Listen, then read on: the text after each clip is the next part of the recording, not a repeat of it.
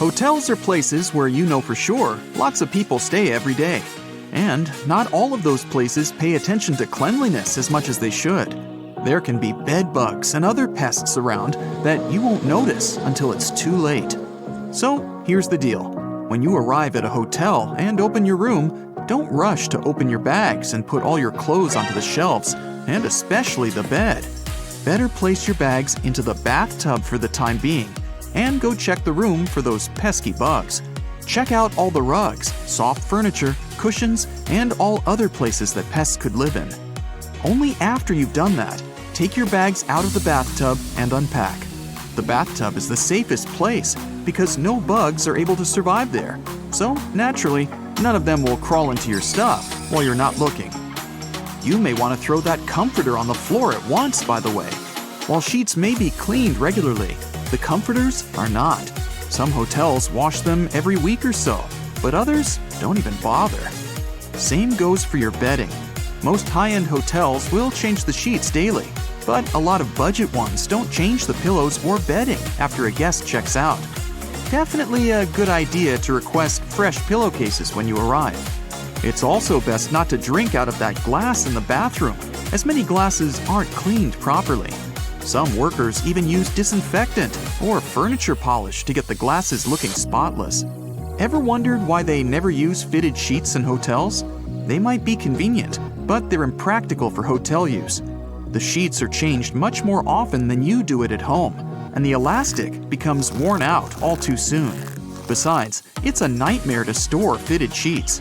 They have to be of two different sizes, one for either type of bed. It's just easier to take 2 universal flat sheets per double bed and get on with it. Speaking of sheets, you must have noticed that bed linen and towels in hotels are almost always white. The first reason is convenience, of course.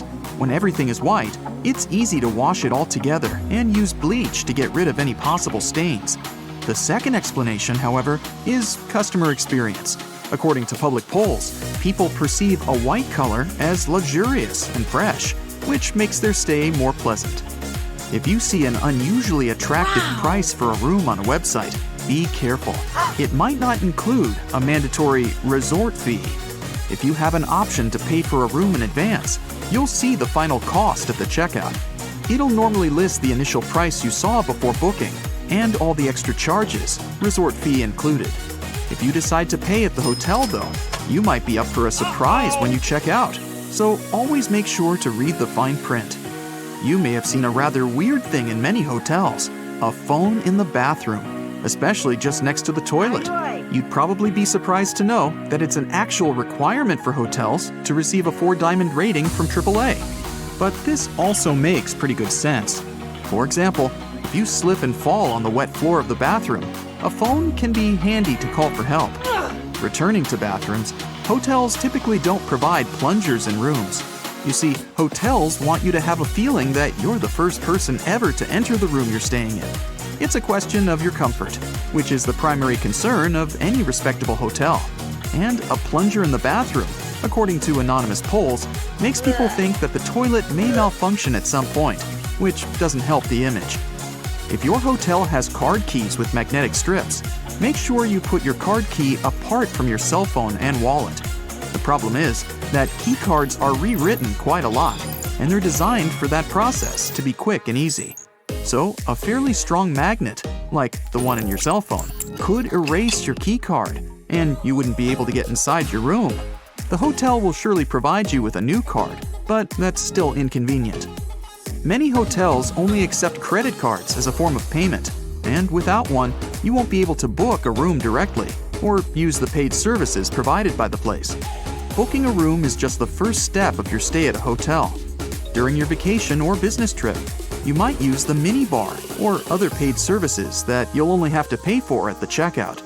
If your debit card doesn't have enough funds on it to cover all your expenses, the hotel has no means to get their money apart from suing you. If you pay with a credit card, however, all the additional costs go to the bank, and everyone's happy. The time of check-in and check-out is fixed not to annoy you. It's done so you don't barge in onto guests who stayed in the room you've booked, and the hotel staff can clean the room and prepare it for the next guest's arrival. By the way, The checkout time is normally about 11 a.m. to 12 p.m. because hotels actually care about your well-being. They not only let you have your breakfast, but also give you some time to prepare for departure without hurry. Isn't it kinda annoying that many hotels don't have a socket near the bed? In fact, time is to blame in this case. Lots of hotels around the world were built before mobile phones and other portable devices became so popular and widespread. Back then, of course, they didn't need bedside sockets, and many of them haven't yet caught up with the times. You can avoid this issue if you stay at a hotel that's been built relatively recently. Once you're at the check-in desk, it's likely that the hotel staff already recognize you. Many hotels, especially higher-end ones, will do a little research of their guests' social media. While this seems a bit creepy, it's only so they can see who you are to make your stay more comfortable. At check-in, you'll also be given an initial key which will reset the door lock and cancel any existing keys. But make sure to be respectful to your receptionists. Sometimes, they may play practical jokes on rude customers by key bombing. This is where they give you 2 of the initial keys. Either key resets the door, so once you use the second one, the first will no longer work. Toothpaste is one item you probably won't find in the hotel room's bathroom. For budget hotels, it's often too expensive to order, as it's classified as a medical supply. For luxury hotels, it's the opposite. They often can't find a toothpaste manufacturer that's fancy enough to be present in their rooms. While the staff clean hotel rooms frequently, disinfecting smaller items is not on the top of their priority list. Remote controls and phones are some of the dirtiest things in a hotel room. So do yourself a favor and bring some disinfectant wipes to clean them before use. If you're thinking about putting your valuables in the safe for security, you may also want to think twice. Hotel locks use passcodes instead of locks, so there's a high chance someone in the hotel will know the master code. And who knows who else could get their hands on this information? Hotels usually overbook themselves, as the average daily no-show rate is around 10%. This means there's a chance that you won't actually get your reserved room. If you show up and there are no available rooms, chances are you'll get walked. This basically means the hotel will pay for a room at another similar hotel in the area. There's a surprising amount of items left in rooms that hotels don't want you to know about. In one hotel in Portugal, a worker even found a shark that was left behind. With no idea how it ended up there, the shark was eventually returned to its natural habitat, safe and sound. Most, if not all, hotels have fully carpeted floors, and there's a couple of very good reasons for that. First of all, it's your safety. You're far less likely to slip and fall on a carpet than on a wooden or tiled floor.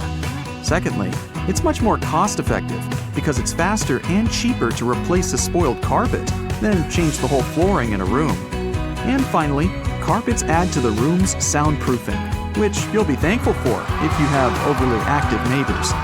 Ever wondered what a continental breakfast is and why it's called that? In fact, the name comes from the UK, which is a group of islands, and it means a breakfast that's served in continental Europe. It may include pastries, sliced bread with different toppings, meat, cheese, fruit juice, and hot beverages. Oh, you're dining in Paris with a full belly of French onion soup and a mouthful of double chocolate soufflé. Okay, enough of that bad accent. The waiter approaches asking how your meal was, and mouth full, you give a satisfied expression and make the A-OK gesture. You expect to see happiness on the waiter's face, but he looks at you with irritation. Well, it turns out that making a circle with your index finger and thumb does not mean okay in certain countries. In France, it means zero or worthless. Instead of praising the delicious food, you called it worthless.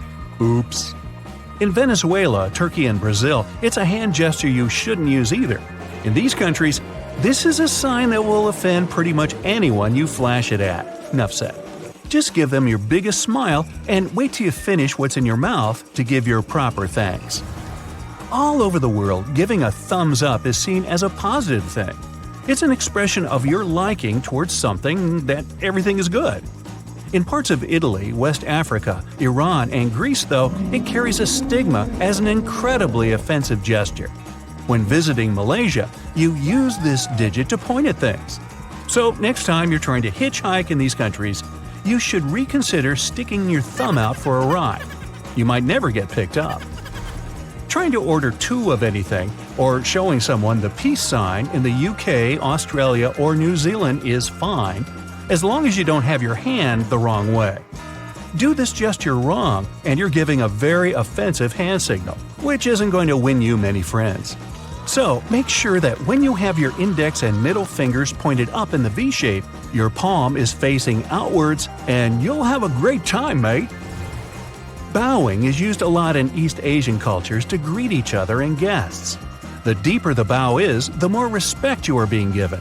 Fortunately, most Japanese don't expect foreigners to understand the bowing etiquette right away. They'll generally also accept a handshake or a nod, but being familiar and practicing your bowing etiquette before going to Japan will impress all the locals. How low can you go? Using your index fingers is considered impolite in several European, Latin American, and African nations. It's particularly rude in China, Japan, and Indonesia when pointing at a person. The gesture might be taken as you singling someone out to blame or insult them. If you ask for directions in the Philippines, you might be left scratching your head, wondering where they're pointing. Don't be alarmed. The locals use their lips instead of raising their hands. When in doubt, wherever you are in the world, just gesture toward a person or place using your entire hand. You might think that sticking your pinky finger out makes you look fancy, but in China, it's frowned upon. This gesture is the same as giving a thumbs down and meaning that something is making you unhappy. When taking photos with others, you want to be respectful and don't want to make any obscene hand gestures. Two gestures to avoid, in particular, are sticking up only your pinky finger and pointing at something with a dirty object, like a used fork or a chopstick. Now, it's fun to eat with chopsticks, but you might accidentally cause offense if you put them down the wrong way. When you're in China, South Korea, or Japan, don't make the mistake of sticking your chopsticks upright in a bowl of rice. This is considered bad luck. Oops. If you have to put your chopsticks down, simply place them on the side or across the bowl instead. Likewise, when eating in South Korea or China, don't ask someone to pass you some food. In these countries, you have to join in the action and grab what food you desire, and you're not going to offend anyone if you take that last bite either. In some places, it's acceptable to blow your nose while at the dinner table. Not all of us are even prepared for the sudden trickle of the nose, but as long as you excuse yourself and turn away, everything is okay. Except if you're vacationing in Japan, China, or South Korea, where the chilies can make your nose runny very quickly. So never blow your nose in public. If you must clear your nostrils, consider leaving the table and blowing your nose in the restroom or hiding away from any other observers while being quiet. It's considered rude and unhygienic to the people around you. Always use a paper tissue, not a handkerchief, and throw it away after use. Fiji is one of the top destinations in the world. Beautiful beaches and friendly people. Spending your vacation on this island, you're bound to meet a few local Fijians that'll want to shake your hand for a very long time. It's customary to hold your hand for the entire time that you're exchanging greetings, no matter how long. You should also make sure not to pull away too quickly. It's considered very rude if you end the handshake abruptly. If you are in India, you put your hands together instead of shaking a person's hand. Holding your hands in a prayer formation, tilt your head down slightly and greet the person with Namaste with your hands close to your chest. Crossing your arms means nothing in most countries. Maybe you're cold, bored, or it just feels more comfortable. In Finland, though, it's likely to send the wrong kind of message. Having your arms crossed means major disrespect. Finnish people see this as a sign of arrogance and defiance. It's done mainly to tell the people around you that you're looking for trouble. Yikes. This body language will be taken as a dare, so you're likely to be confronted if you do it. Specifically, avoid crossing your arms at people directly. You don't want to cause any trouble if you're over there on holiday. It might be tempting to shake hands with a person as soon as you meet them in Russia, but if it's in a doorway, forget about it. It's not the end of the world if you forget this simple rule, but some Russian people consider it to be very unlucky. Step all the way through the doorway before you extend your hand for a handshake.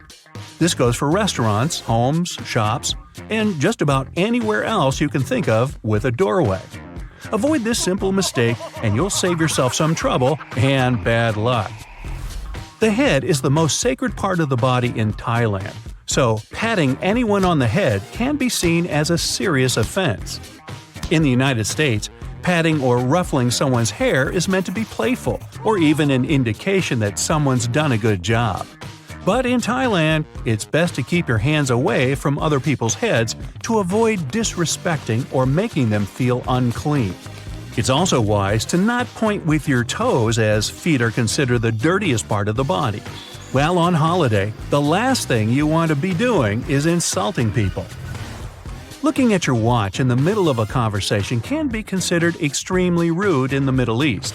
It looks like you're in a hurry to get away from the person you're talking to. Even if you've got an appointment for something, you don't want to be rude. Let the conversation run its natural course before checking the time. In Arabic culture, once communication has started, it must take its time. Get it? Don't ever use the palm out, fingers up stop gesture in Greece. You might not like the outcome if you do this to a local. This gesture is a huge insult to Greeks, a stigma that dates back to the Byzantine times. Likewise, in South Korea, don't hail a cab or wave someone over to you with your palm facing up. If you do, you might be stuck there for hours. Waving your hand like that is how Koreans summon their dogs. The proper way to wave is to stick your arm out while having your palm facing down and moving your head up and down vertically. This isn't the only thing to keep in mind in South Korea. If someone older than you offers a drink, the proper etiquette is to receive it with both hands and then turn your head away as you take the first sip. It's a show of respect, and respecting one's elders is taken very seriously in South Korea.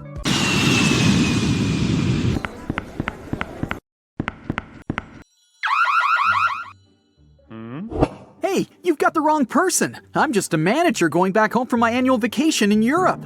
The TSA agent pulls out a massive chunk of delicious French cheese from your hand luggage. Turns out, you can only grab really small amounts of soft cheese on board, since it's considered to be liquid.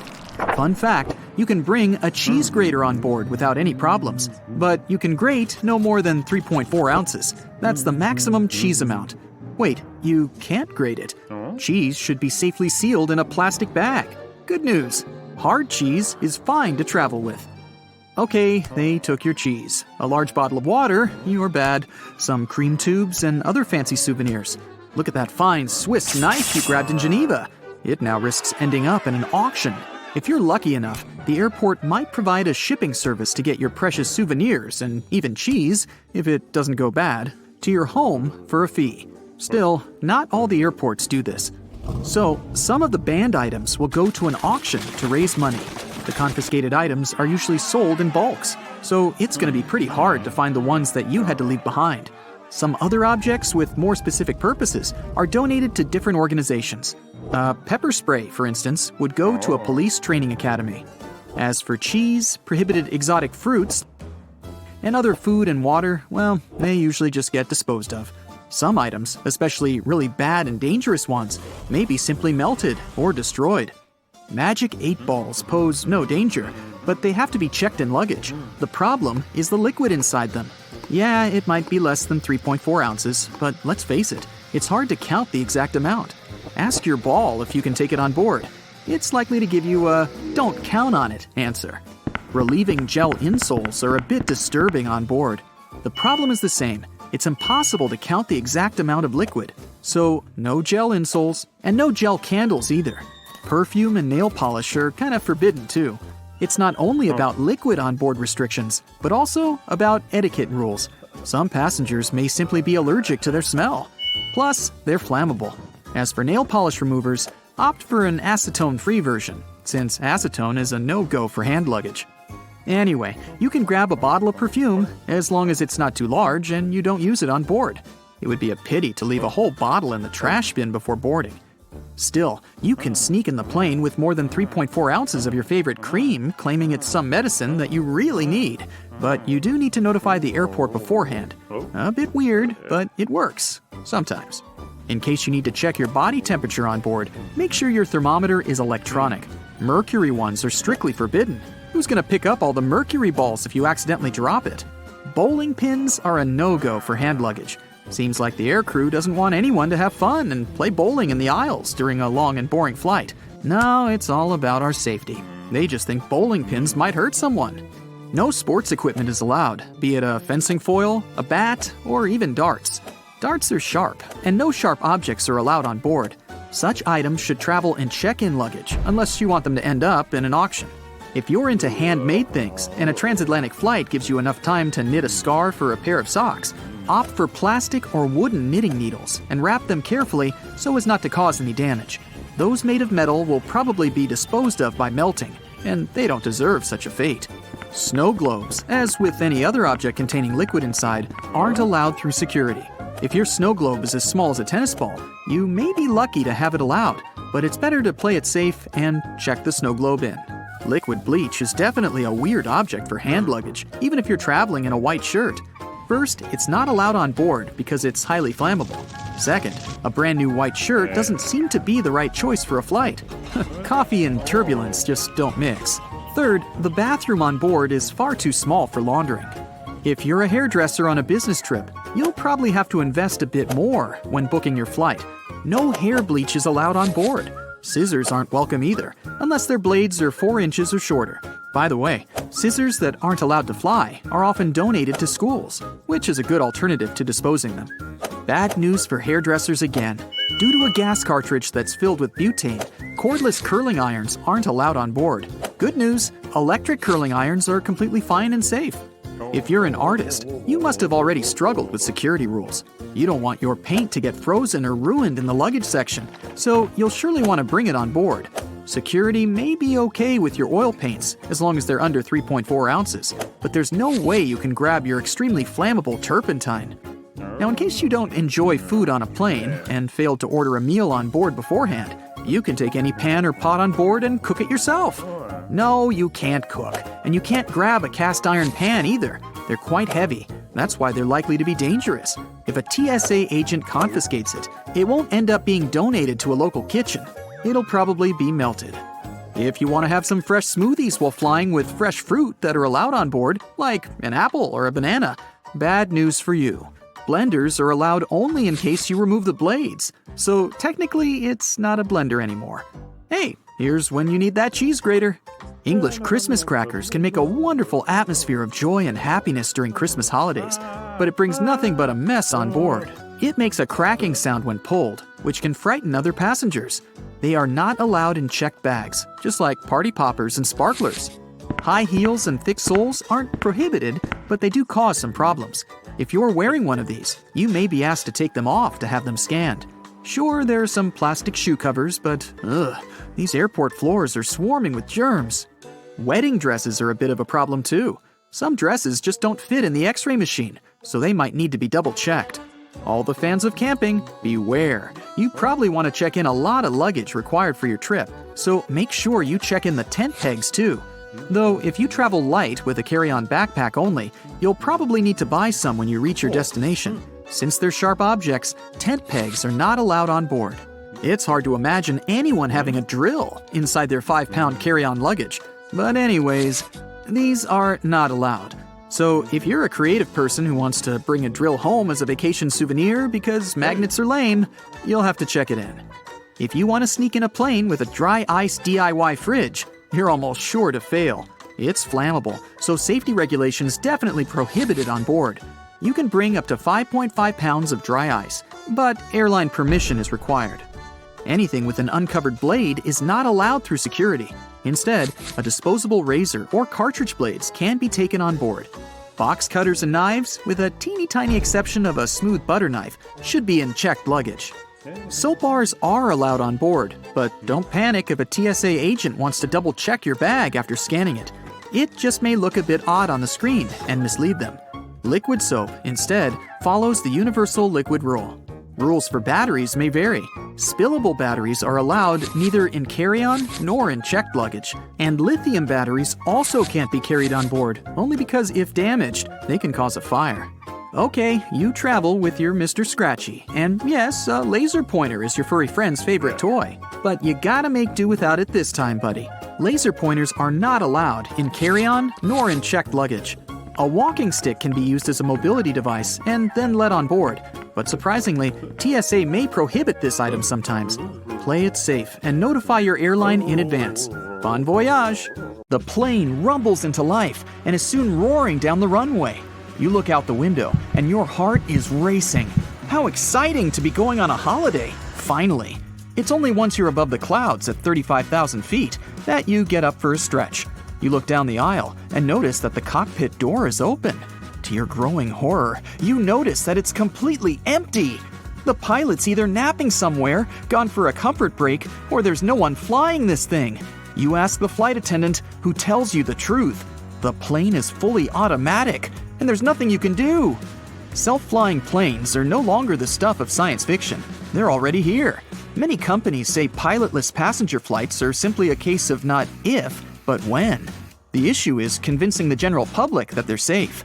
Some don't realize that once the seatbelt sign has been switched off, your typical passenger jet is likely flying by itself already. The autopilot can even climb, descend, and turn as instructed. We've already been flown about by an automated system. We just didn't realize to what extent. A commercial airliner can already land itself, though it's tricky to set up. Presently, 2 well-trained pilots are still required to be in the cockpit, for now. Many companies, such as Merlin Air, have been testing small 2-engine planes to auto-fly in the Mojave Desert. Airbus performed its first fully automated takeoff in December 2019, though there were 2 pilots in the cockpit, just in case. Some companies are developing hardware and software to retrofit older planes. The aim is to replicate everything a pilot can do via a set of computer systems.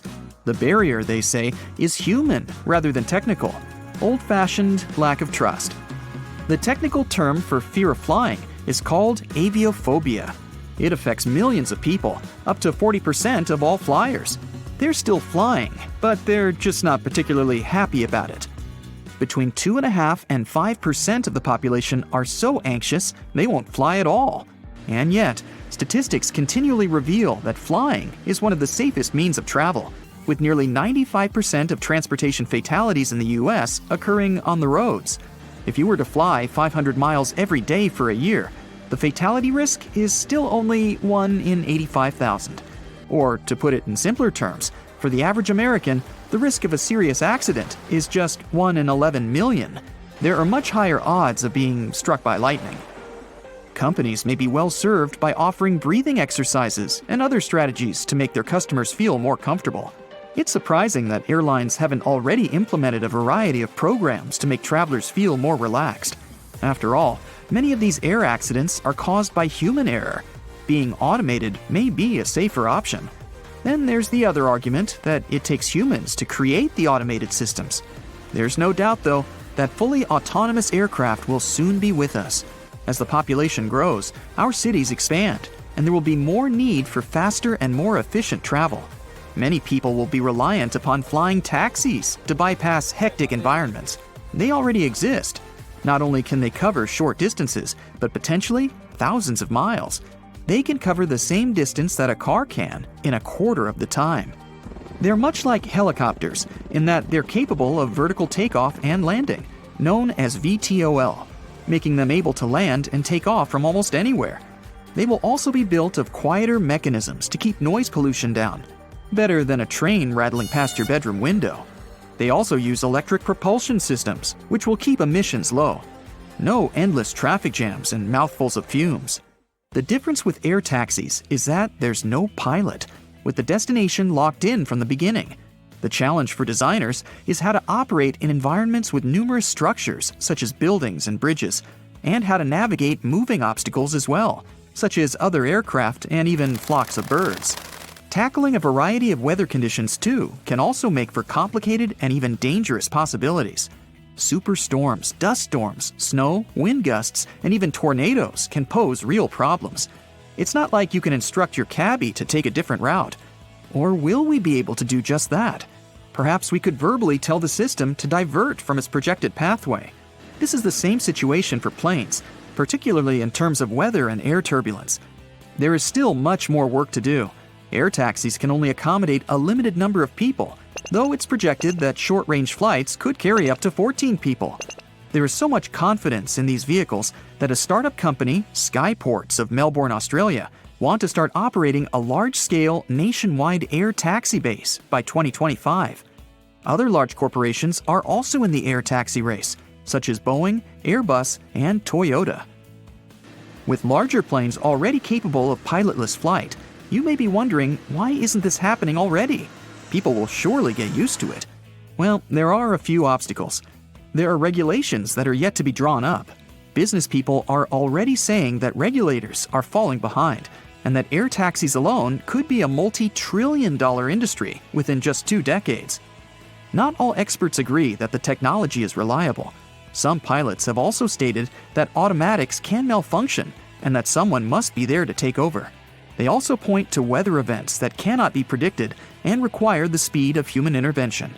You could also argue that the pilots are going to say things like that because, well, they don't want to lose their jobs, and who can blame them? Yet they're not wrong.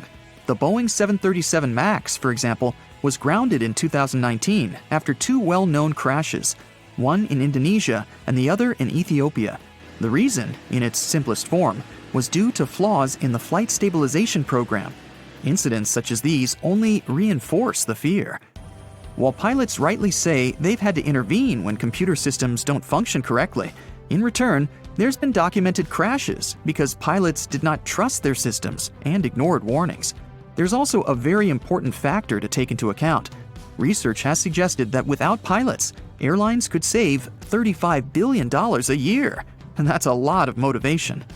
Regardless, the industry is changing, and there's increased development every year. Sophisticated sensors, improved cameras, self-assessing systems.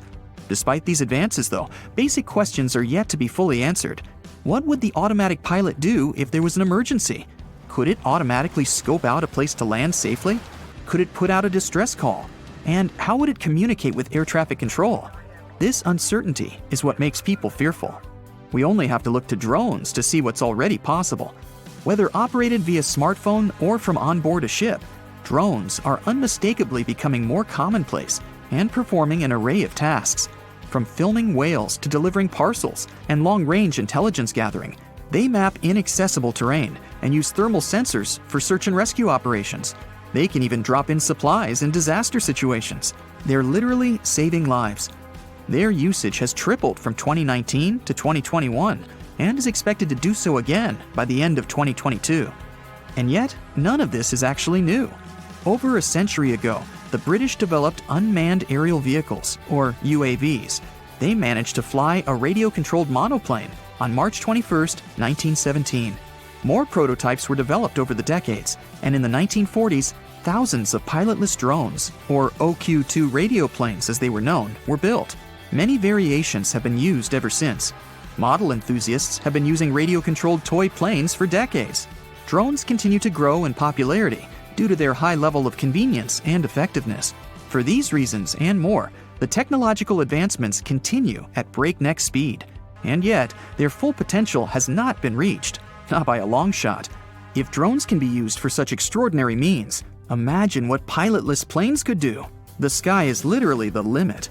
While many are still fearful, people have already been flying for well over 100 years. The technology is there. It's whether the public is ready, in a manner of speaking, to take the leap that counts. It's your first trip to Egypt, and your new friends there invited you for lunch. The food seems a bit dull, so you decide to spice it up with salt and pepper. You don't see it on the table, so you ask the host for it, and you notice everyone's shocked. It turns out, it's a huge insult to the cook when someone wants to change the original taste of the food on their plate.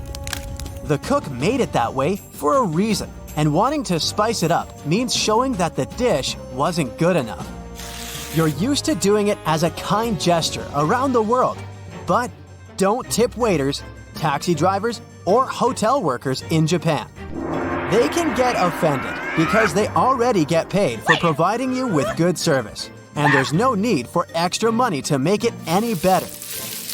If you really want to show appreciation, just say thank you. It's okay to tip private guides, tour companies, and interpreters. You can put any amount that feels right to you in an envelope and hand it down to them. If you want to impress your new Japanese friends or colleagues, take some time to study chopstick etiquette. When you master the art of holding chopsticks, remember not to rub them together. People do it to remove splinters, so it might look like you're unhappy with the quality of the pair that your host provided you with. Don't put your chopsticks vertically in your bowl of rice. This way, it can be seen as an offering to the deceased. Don't wave chopsticks in the air or use them to point at things. Both are considered really rude. The same is with moving things with your chopsticks or the hand holding them. It looks disrespectful. Plus, you're likely to spill things. When in Italy, don't order a cappuccino after noon. The locals don't do it because they believe the milk and foam turn this drink into a meal, and it's not good for digestion. Also, be prepared to enjoy your coffee standing at the bar and pay for it before you even order it. First, you pay the cash register, then show the receipt to the server to get your drink. Are you a big fan of chewing gum? Well, you'll have an uneasy time in Singapore. Using, selling, and importing chewing gum is banned there, and you'd have to pay up to several thousands of dollars for doing it. This law was introduced in the 1990s to make the city cleaner and keep the local fast trains up to schedule. When they launched a new transit system, passengers stuck gum onto train door sensors, causing some serious delays. With the new rules, this problem was solved. The no gum policy, along with many other strict rules, did help to make Singapore a really clean and fine city. Pun intended. If you absolutely can't imagine your life without chewing, the local authorities recommend replacing the gum with bananas. When someone asks you to pass them something, like salt at the table in Bolivia, don't give it directly to them. Hand it to the person sitting next to them, and they'll pass it for you. If the person next to you is asking for that little favor, you still can't hand it straight to them. The person next to you will have to help. This table etiquette comes from a superstition that handing something to someone directly into their hands brings bad luck. For the same reasons, you can't reach across the table or stand up to pass something or toss it to someone. And don't forget to keep both hands on the table when you aren't eating. It might look like you're trying to hide something if your hands aren't visible at all times. When you arrive for a meal in Jordan, the hosts may give you some bitter Arabic coffee as a warm welcome. Don't try to stretch it for the rest of the evening. The polite thing to do is empty it fast. Only when everyone's done with the drink do people go back to socializing. As you pass the empty cup to the hosts, make sure to jiggle your wrists. If you just pass it without jiggling, it will mean you're asking for a refill. Don't rush to arrive at an event on time in Venezuela. People might think that you're rude or greedy. The polite thing to do is to be 10 to 15 minutes late. Events scheduled for 7 o'clock will often begin at 8 o'clock or later.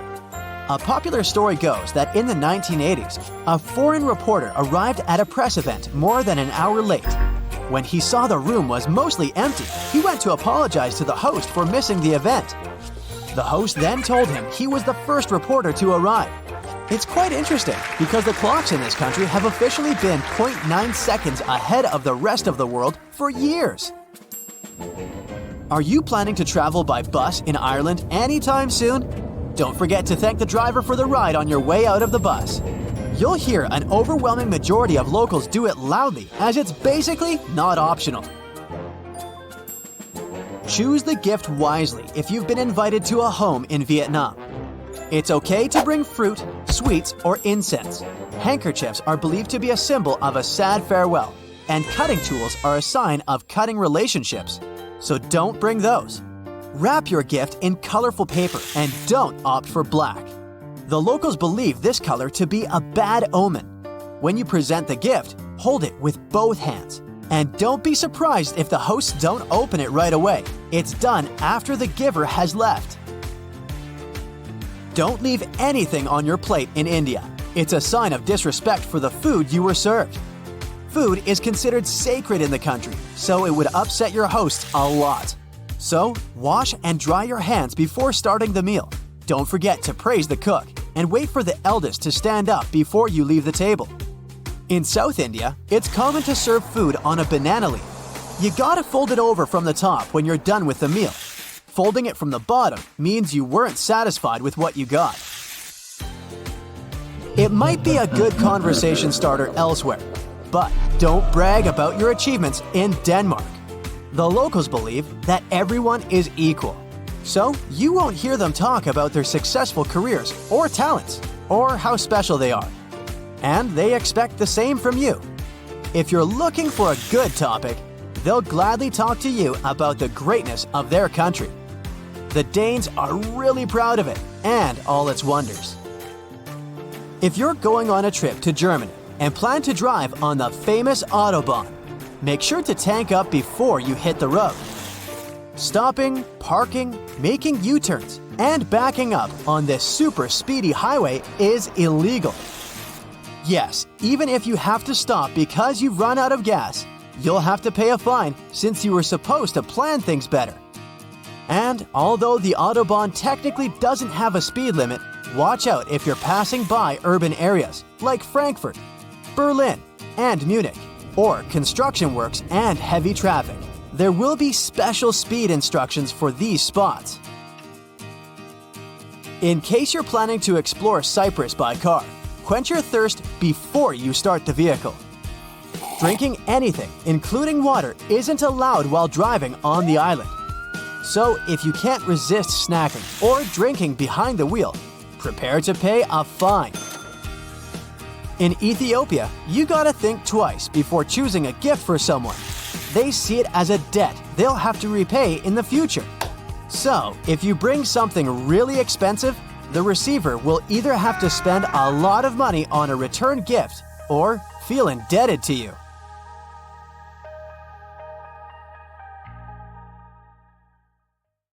Hey, summer's coming.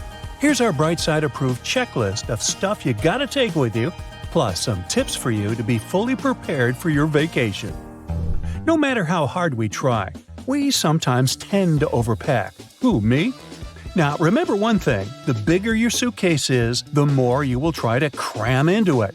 Next time you pack your stuff, try to stick to a 5-4-3-2-1 rule. This rule says that for a 1-week vacation, we can easily limit to 5 pairs of socks and underwear, 4 tops, 3 bottoms, 2 pairs of shoes, selected by how active you're planning to be on your vacation, and 1 hat.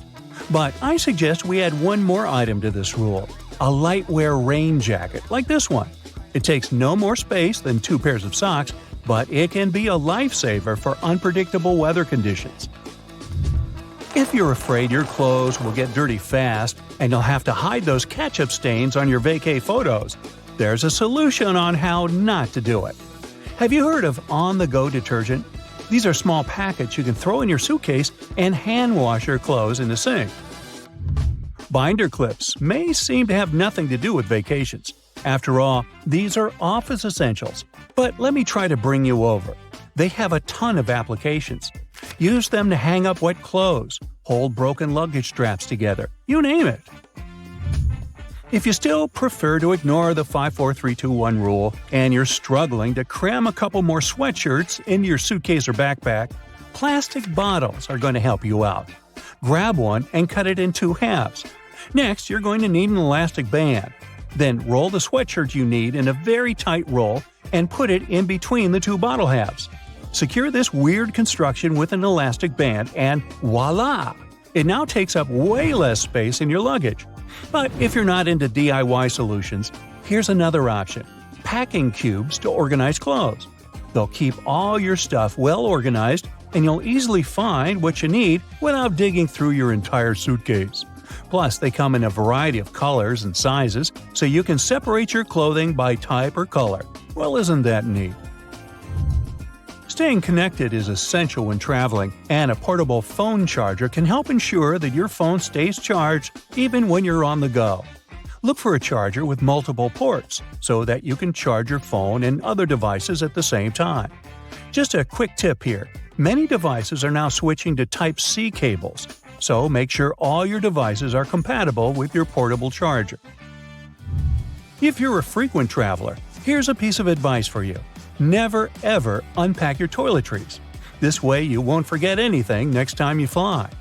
The best solution is to keep a separate kit with all the products you need, like a contact lens case or a toothbrush.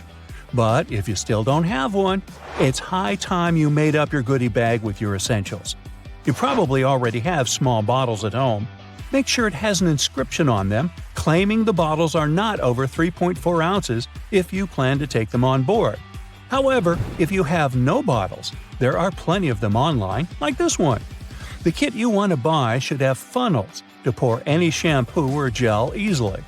Some of the kits even have scoops, which is great. You can do ice cream. Nah, sorry. They help portion out a small amount of moisturizer so you won't spoil the entire jar with your finger grease. However, there are a couple of things you better keep in your pockets and not in the toiletry kit, like hand sanitizer and lip balm. While everything's pretty clear with hand sanitizer, lip balm has way more uses than you can imagine. If you have dry cuticles, lip balm will make them soft and pliable again. If you want to clean up your makeup, lip balm and a Q-tip will work wonders, unless it's minty. You can even use it instead of eyebrow gel if you left yours at home, and it can also help tame flyaway hairs. Traveling can be uncomfortable, especially when trying to sleep on a plane or in a car. A compact travel pillow can make a big difference in your comfort level and help you arrive at your destination feeling refreshed. Keeping your belongings safe while traveling is essential, and TSA-approved travel locks can help. These locks can be opened by TSA agents without damaging your luggage, making them a great option for air travel. The world is very diverse, and so are plugs. If you're traveling to a new and faraway destination, don't forget to check what kind of plugs they have there. For example, if you're traveling to the UK, you can stick to this adapter. A small spray bottle can significantly upgrade your look. Yes, it can. For example, if your favorite t-shirt tends to wrinkle a lot, you can sort of iron it with a spray bottle. Hang it up and spray it with water. The wrinkles will disappear, and your t-shirt will look fresh and presentable, hopefully. Now let's talk duct tape. Duct tape in your luggage may be pretty stress-relieving. Now picture it. You're going back home with a whole bunch of gifts you bought for your family and friends. Whoops! The zipper on your suitcase just didn't resist the pressure, and it busted. Duct tape is coming to the rescue. Yeah, a suitcase wrapped in duct tape might look somewhat funny, but it's still better than shelling out a pretty penny on a brand new suitcase you weren't planning to buy. Yeah, that does make sense. Laundry bags may come in handy when you separate your dirty clothes from your clean ones. I know, you can do that with plastic bags, but laundry bags are sort of more eco-friendly. Plus, once you come home, they'll spare you some time. You won't need to dig through your suitcase trying to find all the clothes you want to wash. You'll just need to throw the laundry bag into the washing machine. If you're traveling to the seaside, you might want to consider grabbing a quick dry towel like this one. They're usually made of microfiber that dries much quicker than regular cotton. Plus, these guys are pretty low maintenance, as they can be machine washed at up to 130 degrees Fahrenheit. Next on, dryer sheets. You know, we all sweat, and our feet sweat too, especially if we walk miles and miles exploring a new location. So, when you return to the hotel and take your sneakers off, woo! Just put a dryer sheet in each sneaker. It'll absorb the odor, and your sneakers will be ready for more adventures. English is surely an international language, but you may still get into a situation where no one speaks English and you don't have an internet connection to Google Translate what you want to say. To play it safe, create a set of flashcards with essential vocabulary to help you out in basic situations. A favorite snack may be one of the most commonly forgotten by travelers' items. Yeah, they do give you food on the plane, but sometimes you may want to have an alternative. Plus, your snack can even save your budget in case you have a long connection. The prices in the airport lounge are crazy. Even if you travel in summer, it doesn't mean you don't need any warm clothes. Make sure you have a zip hoodie or something of that kind, especially on board. Thing is, you never know if it's going to be cold or hot on the plane. Sometimes it gets pretty stuffy in there, but it can also be freezing cold. Airplane blankets, as well as tray tables, are swarming with germs, so it's better to have your own clothes to keep warm. As for tray tables, I doubt you can bring your own on board, so just don't forget to clean them with an antibacterial wet wipe. And have a safe flight. Pilots always wear sunglasses, and it's not just to look cooler.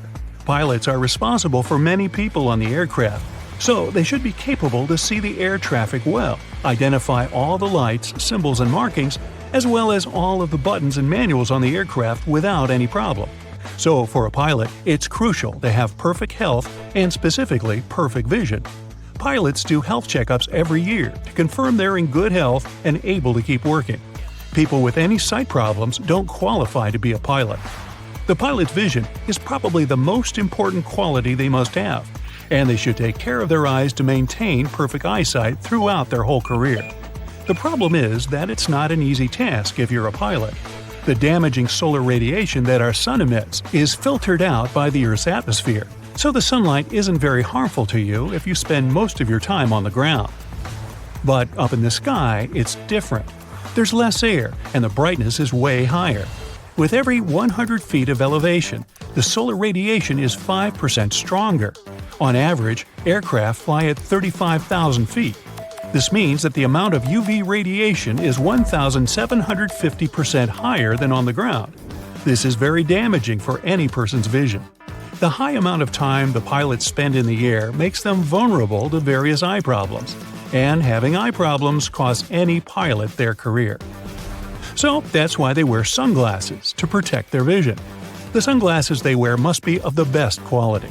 They should, of course, minimize the impact of the sunlight and withstand the UV rays, providing 100% protection for the eyes.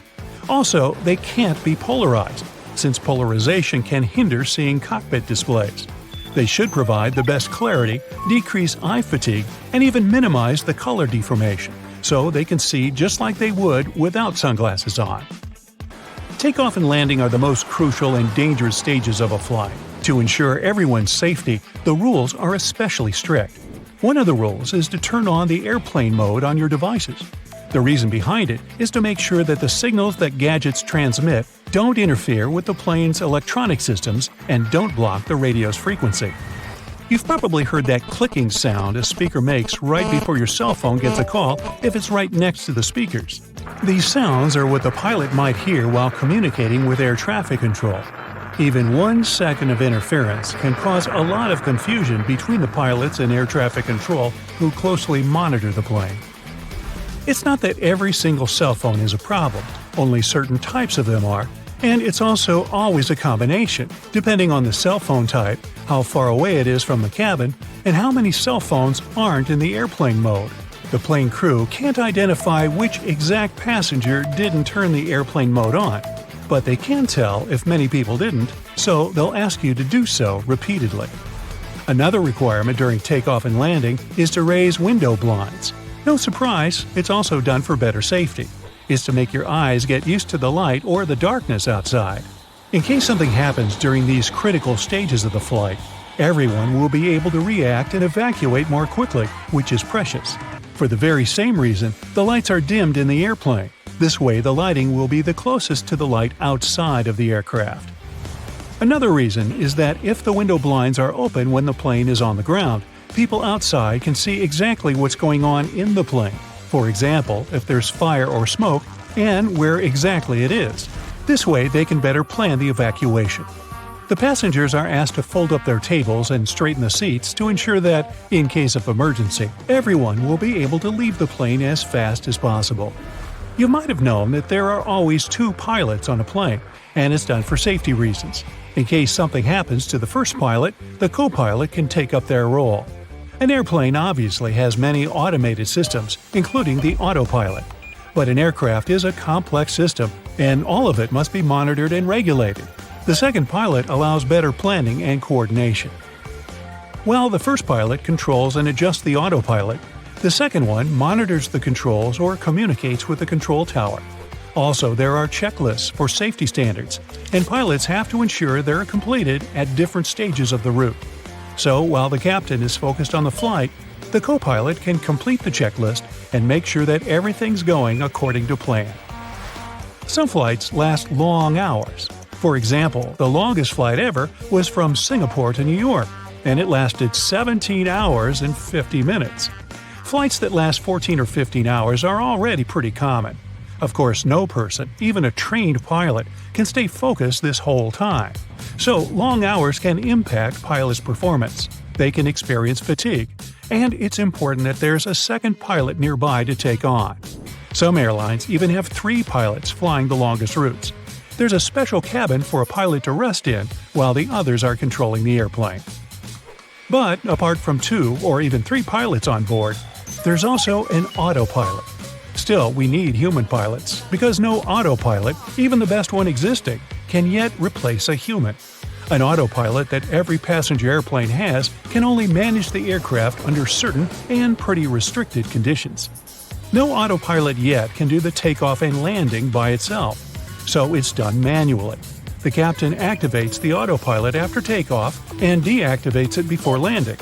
In case of no visibility, the pilot can land the plane using an auto-land system. This system can land the aircraft fully automatically and blindly, but it needs supervision of a pilot always. The autopilot is most needed so that the human doesn't have to hand control the airplane during the whole flight. Like when you drive from one city to another, you have to keep your hands on the wheel at all times.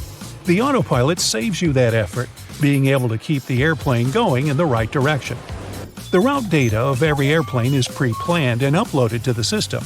The pilot can set up the needed mode, and the autopilot can control the airplane within its uploaded route, keep up the altitude, speed, and direction. The pilots, meanwhile, keep an eye on the autopilot and focus on other tasks like navigating, planning, and communicating with air traffic control. If you've ever flown, you've probably noticed that there's a little hole in the windows. It's called a bleed hole. An airplane window has 3 panes of plexiglass, and there's a little gap between the outer and middle panes. The middle one has the bleed hole. It's there to regulate the pressure difference between the inside and outside of the cabin. This way, the outer pane can handle the load. If the outer pane breaks, the middle one, even though there's a hole in it, will be able to keep the window intact. Also, that hole keeps the windows from fogging up and frosting over. Whenever a plane flies by, it leaves a white trail behind it. Up there in the sky, the atmosphere has lower temperature and vapor pressure than the hot gas that is emitted by the plane's engines. The hot gas and cold atmosphere mix together and freeze, leaving a trail behind. That's the same principle as when you see the cloud of your hot breath on a cold day. You can also determine the weather outside by the looks of that trail. If it's thin and short, the weather is nice and the humidity is low. But if the trail is thick and long, it's a sign of humid air and might be a sign of an upcoming storm. Also, here's a piece of advice from a pilot. When a pilot flies as a passenger, they always pay attention to where the emergency exits are. Even more, they count the number of rows between their seat and the emergency exit. This way, in case of emergency, you'll manage to find the exit easily even if you're blinded, just by touching the seats and passing the number of rows you counted in advance. The Himalayas have some of the highest peaks in the world, including Mount Everest. But it's no surprise airplanes find it difficult to navigate the area.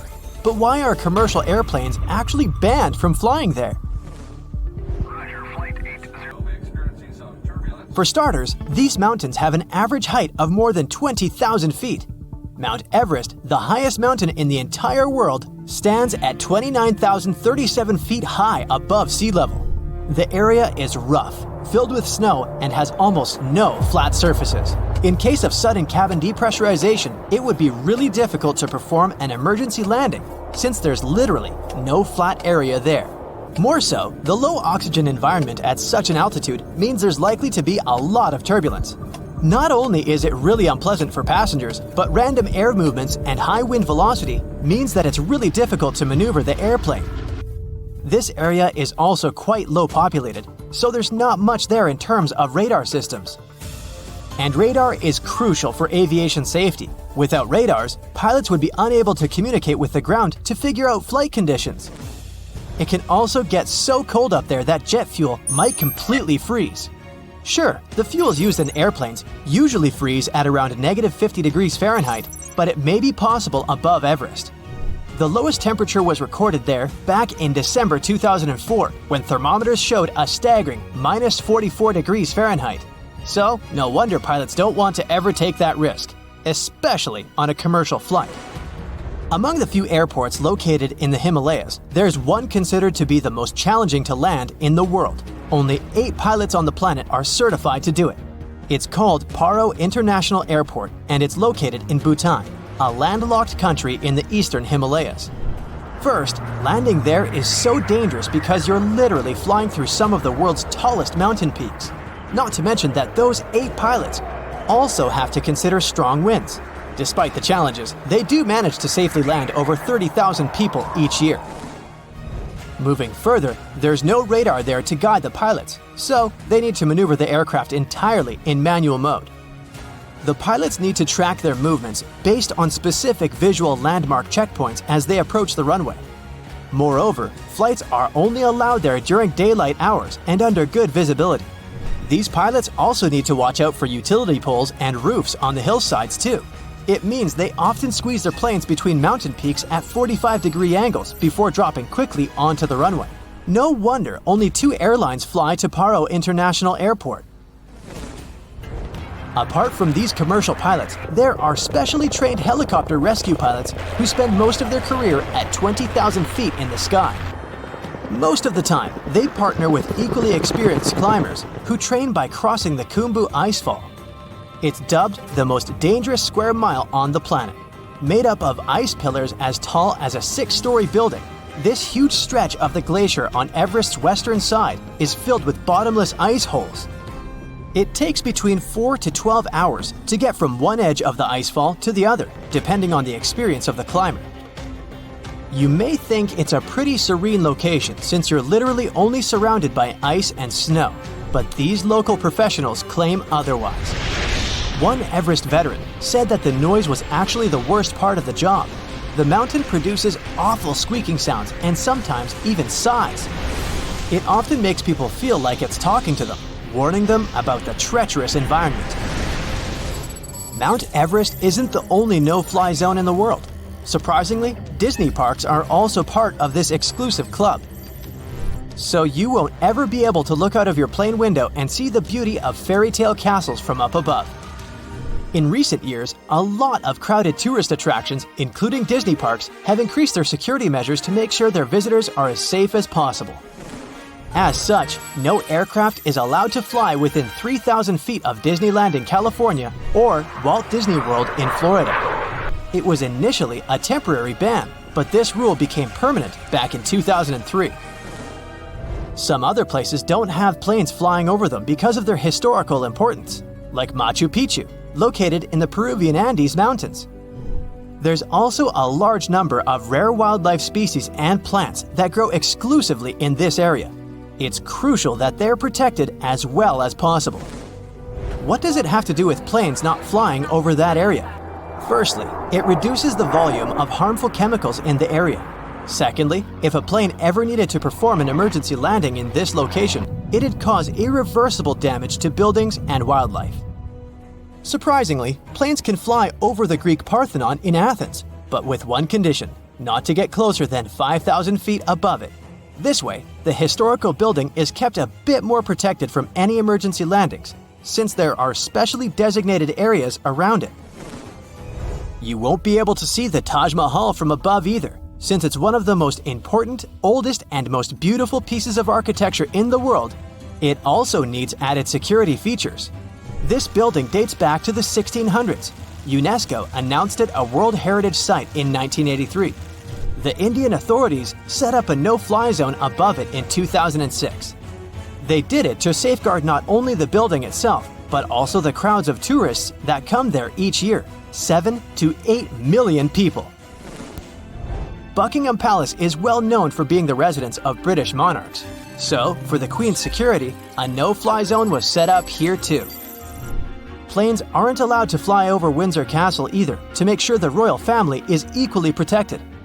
Other important British buildings with no-fly zones include Number 10 Downing Street, the British Prime Minister's official residence and office, and the Houses of Parliament.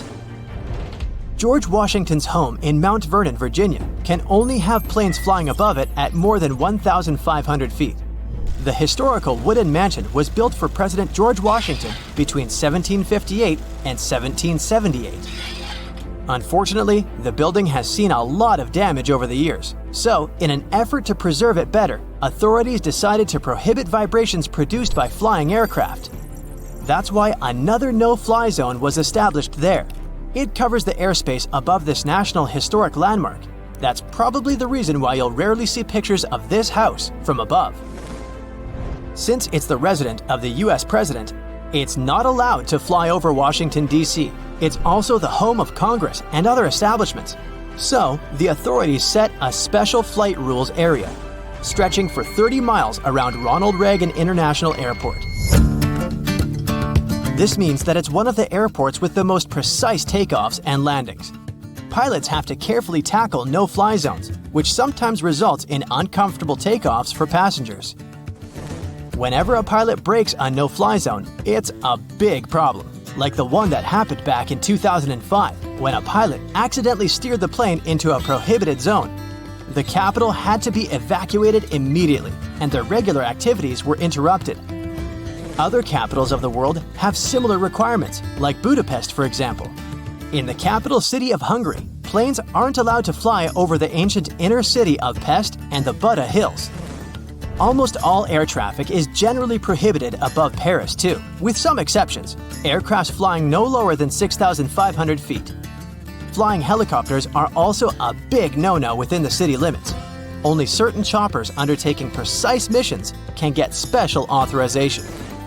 Generally, passenger planes aren't allowed near the island of Manhattan either, partly because of the really tall buildings there and the added risk of collision, but mostly because all three major New York airports, John F. Kennedy International Airport, Newark Liberty International Airport, and LaGuardia Airport are very close to each other, so the air traffic in the area has to be really well thought out to make sure the planes don't cross paths.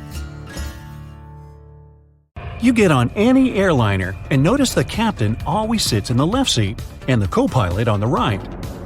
And that's not by accident. The reasons could be historical. One theory goes that the first air forces were recruited from cavalry officers. They used to wear swords on their left side, so it was more comfortable for them to mount horses from the animal's left.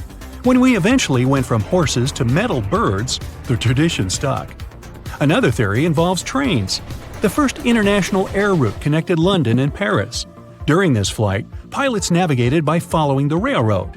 History has it that once, when the weather was especially bad, two planes collided because both were flying over the tracks.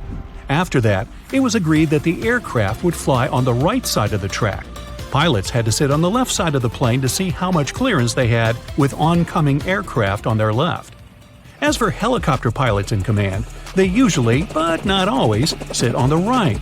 Copters are more unstable than airplanes. That's why pilots prefer not to let go of the cyclic stick. This stick controls the helicopter's direction and altitude. The cyclic stick sits between the pilot's knees, and they use their right hand to hold onto it. The pilot's left hand moves the lever that changes the blade's pitch and presses other buttons on the central console. By the way, both seats have full control of an airplane. There are no regulations specifying which seat the captain and co-pilot should occupy. The co-pilot is just as experienced and capable of flying a plane as the captain. The captain often flies the plane to its destination, and the co-pilot operates it on the way back. Pilots are tested every 6 to 8 months. They use flight simulators and practice all kinds of emergencies. After that, examiners assess them. Safety and technical tests and medical examination also take place regularly. An extra seat in the cockpit behind the pilots is for inspectors who monitor the flight. This seat is also called a jump seat because when you get up from it, it folds up right away. Yep, a lot like movie theater seats. If you're a nervous flyer, pick a seat in the middle of the cabin if possible. Turbulence mostly affects the front and rear parts of the cabin. The middle section, which is over the wings, doesn't get shaken that much.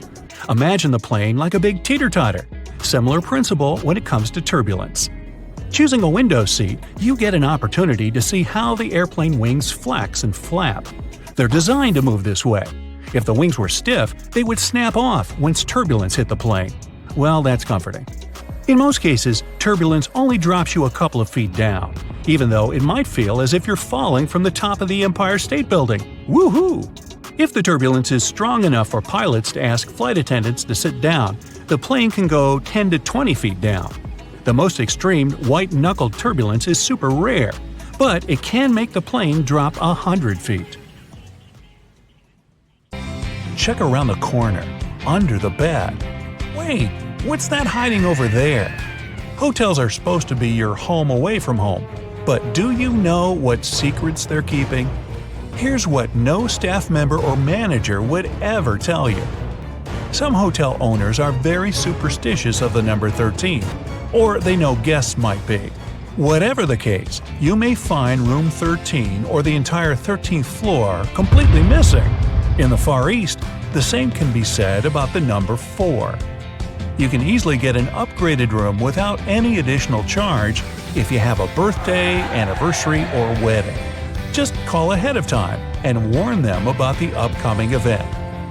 You might be checking that bed for stains and bugs, but you're probably overlooking the dirtiest thing in the room, the TV remote. It doesn't get disinfected between guests. Put it in a plastic sandwich baggie before using it. Plenty of other filthy things in that room, but we'll touch on those later. Every hotel has a place where housekeeping stores forgotten things. The most frequently lost items are phone chargers, but more interesting discoveries have been found. False teeth, glass eyes, and even boxes of worms. If no one comes for these strange treasures after 5 or 10 years, yes, they're nice enough to wait. The cleaners raffle the lost items among themselves. Some luxury ones may have hidden cameras built in for safety reasons. The most common place for this is the door peepholes. So always put a piece of masking tape or putty over the one in your room. But hidden cameras in the room itself are never okay. To check the place, turn off the overhead light and switch on your phone's front-facing camera. Slowly scan the room. Your front camera will pick up their infrared light. Common spots are near the bed and in the bathroom, so check those areas thoroughly.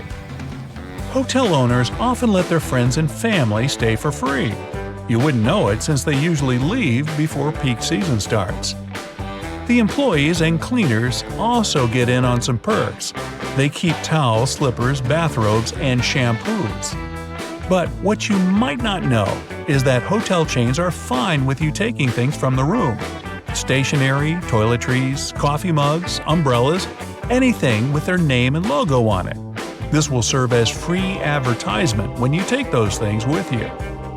Those beautiful bright vegetables and fruits near the hotel restaurant's entrance aren't just a decoration. They trick your body into feeling full before you even get your plate. You eat less, and the company saves money.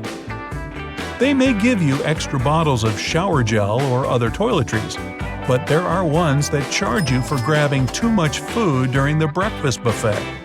To avoid upsetting the cooks with the amount of discarded food, some hotels in certain countries make their guests pay for anything left uneaten on the plate. No hotel chain would willingly tell you how to get the biggest discount for your stay. So if you have a limited budget, make a reservation after 6 p.m. This is when the sales department tries to sell all canceled reservations at the last minute. That often means cutting the price down, sometimes in half. The first Sunday of the month is the best time to check in. Vacationers are leaving, business travelers haven't arrived yet, so most of the best rooms will be available. To get the top pick, use a special service called rooming. You can view everything in the hotel and choose which room you like the most. Just ask the receptionist about it. They won't willingly speak up about other free services unless you ask. Free phone chargers, hair irons, bottled water, and board games are among them. They can also order a transfer for you, book concert or theater tickets, and wake you up at a specified time. Hotels can refuse you a check-in, even if you've paid for a booking in advance.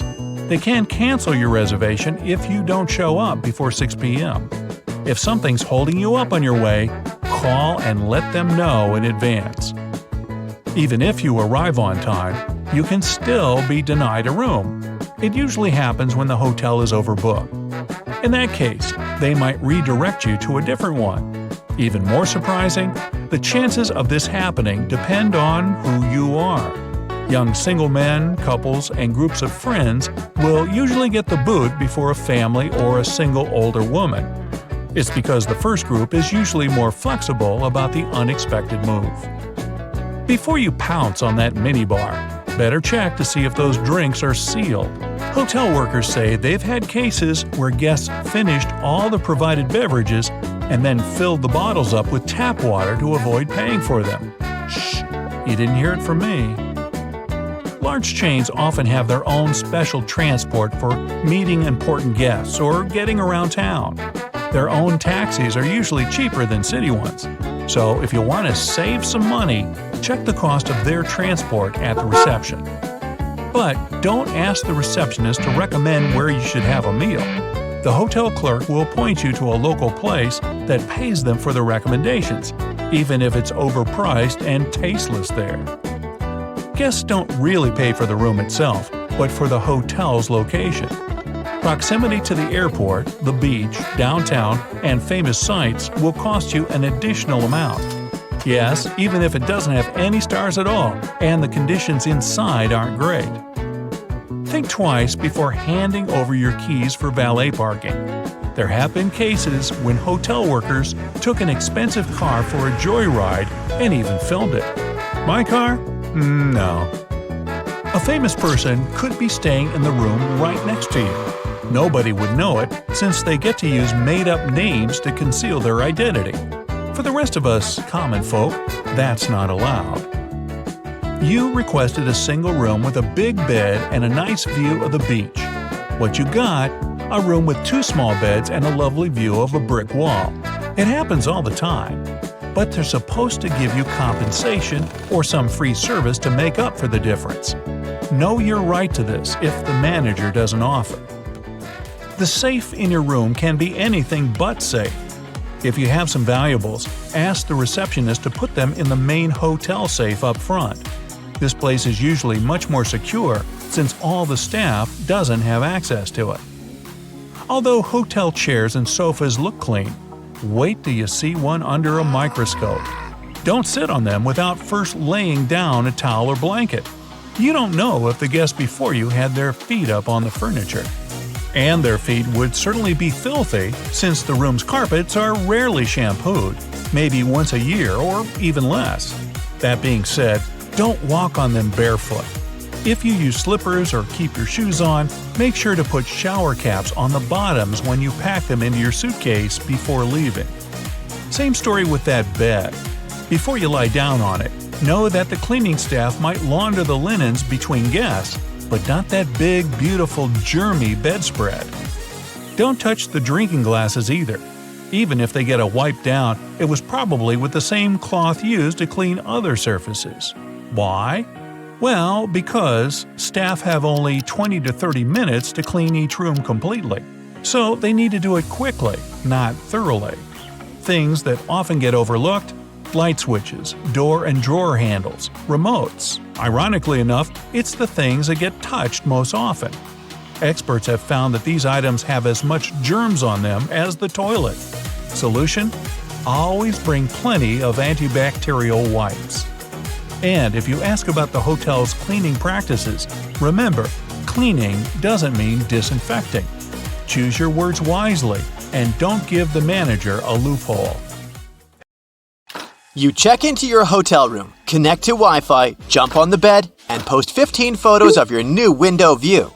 When the initial surge of excitement is gone, you notice a suspicious blinking light on your big TV. Could it be that someone is watching you? Or have you just seen too many spy movies?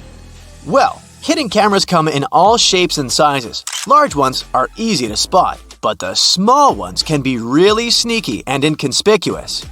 They can be hiding behind furniture, in decorations or vents, and anywhere else you'll have trouble noticing. There are even special cameras that can be hidden in everyday movable objects like alarm clocks, picture frames, vases, and lamps. Check to see if these objects are facing at a strange angle or if they're positioned to get the best view of your room or bathroom. The easiest way to spot a hidden cam is to look for the lens reflection because all cameras come with lenses. Turn off the lights and slowly scan the room with a flashlight, laser pointer, or a special wireless spy cam detector. It comes with infrared scanning lights and one illuminating light. When you find a reflective red spot, you gotta turn on the flashlight to help check if there is a hidden camera. Definitely check the vents along with any other holes and gaps in the walls or ceiling. Some advanced detectors even show you what the camera is seeing, making it way easier to spot and disable. The detectors only work on cameras that are turned on and working normally though. Your mobile phone can also help you find some hidden threats. Turn on Bluetooth and walk around. See if any unknown devices pop up on the screen. Another idea is to install a network scanner app that shows all devices that are connected to the Wi-Fi network you're using at the hotel. When it's done scanning, study the list for devices called something like IP camera or CAM. Plus, you can put your phone on selfie mode, turn off the light and close the curtains, and look around the room slowly while focusing on the screen. Keep an eye out for purple or white lights on the screen. You can play detective some more and call your friend or family member and start walking around your room. Secret cameras should emit a sort of radio frequency. It will most likely interfere with your phone call signal. If you start hearing any weird noises while you're on the phone in a certain area of your room, make sure to inspect it carefully. Check out the light switches, electrical outlets, lamps, and other objects you normally wouldn't pay attention to. If they look a bit crooked, have a hole, or seem misplaced, it could be a sign that someone tampered with them. Many spy devices need wires, and whoever installed them had to hide those wires, often behind the vinyl baseboard. That's why the place where the floor and the wall meet is another area you should check. Ridges, bumps, or discoloration could be a sign there's a microphone hiding there. The same goes for spots on ceilings and walls, even if they're not larger than a coin. If you do find a hidden camera or something looking suspicious, don't shy away and let the hotel administration or your booking service know about it. Don't try to touch or move the device yourself. If the hotel denies everything, contact local law enforcement. After you've scanned the room for cameras, check out the mirrors. Someone could be watching you from the other side. First, see if the mirror is built into the wall or can be adjusted. If the mirror is semi-transparent, it will be built into the wall. You can do a simple test to check the mirror. Press your fingertip against the glass and push firmly enough to leave a fingerprint as you move your finger away. Study the fingerprint. If there's a small gap between the print and the mirror where the glass should be, then it's just a mirror. On a semi-transparent mirror, there will be no gap. Another way to check if your mirror is semi-transparent is simply to tap the glass. If someone is watching you from the other side, the mirror will make an empty sound. A double mirror needs a brighter light on the other side than on yours. Get close to it and cup your hands around your eyes. Do you see some light behind the mirror? If so, you might have an unwanted audience. Before you leave your room or go to bed, make sure every door is securely locked. By every door, I mean not only the entrance to the room, but also the door leading to the terrace, if you have one. You can bring a portable door lock with you for extra security if you're staying in. You could also start a little DIY project and wrap a belt or a bag strap around the arm that pushes the door shut. buckle it up and wrap it around several times for an extra layer of protection. Another idea for when you're about to nap or go to sleep is to build a pyramid of stuff by the door. Glasses and mugs will do perfectly. If someone tries to get inside while you're sleeping, there'll be some serious noise. Intruders prefer to keep it low-key, so they're highly likely to give up on robbing you straight away. If you travel with some valuables and don't feel comfortable leaving them around the room, you could put them in the safe inside your room. But because those safes use passcodes instead of physical locks, someone from the hotel has to know the master code to unlock it, just in case. So, you can bring your own safe with you instead. You can find the ones looking like books on Amazon, for example. They're made of strong metal and textured paper. They come with a combination lock and have enough room to fit your passports, cash, and jewelry. In case you have to leave your laptop in the room and want to make sure no one plugs in a USB drive to steal your data, here's what you can do. Leave a bottle of water or some other item next to the USB port. Measure the distance. Let's say it's 1 thumb length away. For someone to plug in their device in the laptop, they need to move the bottle. You can take it one step further and drop a pen parallel to the laptop under a certain angle. You can measure the angle with your smartwatch or phone using the Compass app. Again, if someone moves it, you'll know. Even something as simple as a "Please do not disturb" sign can help you figure out if someone entered your room while you were away. Make it look like you left in a rush and the sign accidentally stuck between the door and the door frame. If you come back and the sign is hanging freely, then someone must have ignored it and tried to disturb you. In that case, you can contact reception and ask to send someone to enter the room with you to keep you safe. If you care about the cleanliness of your room as much as you do about your belongings and your personal safety, this one's for you. Hotel housekeeping workers normally have up to 20 rooms to take care of on an 8-hour shift. It means they'll have no more than 30 minutes for your room. It gives them enough time to make the bed, clean the floors in the room and the bathroom, empty the trash bins, and dust all surfaces. But they rarely have the time to take care of smaller objects like light switches, door and drawer handles, and remotes. And yes, these are exactly the objects you'll be in contact with the most. They can actually have more germs than the toilet. So if you want to be sure those germs won't land on your hands, bring enough antibacterial wipes to clean all those things before you touch them. Are the letters SSSS on your boarding pass a reason to worry? What's much more dangerous than turbulence? Should you really be the first to board the plane? You're about to figure it out.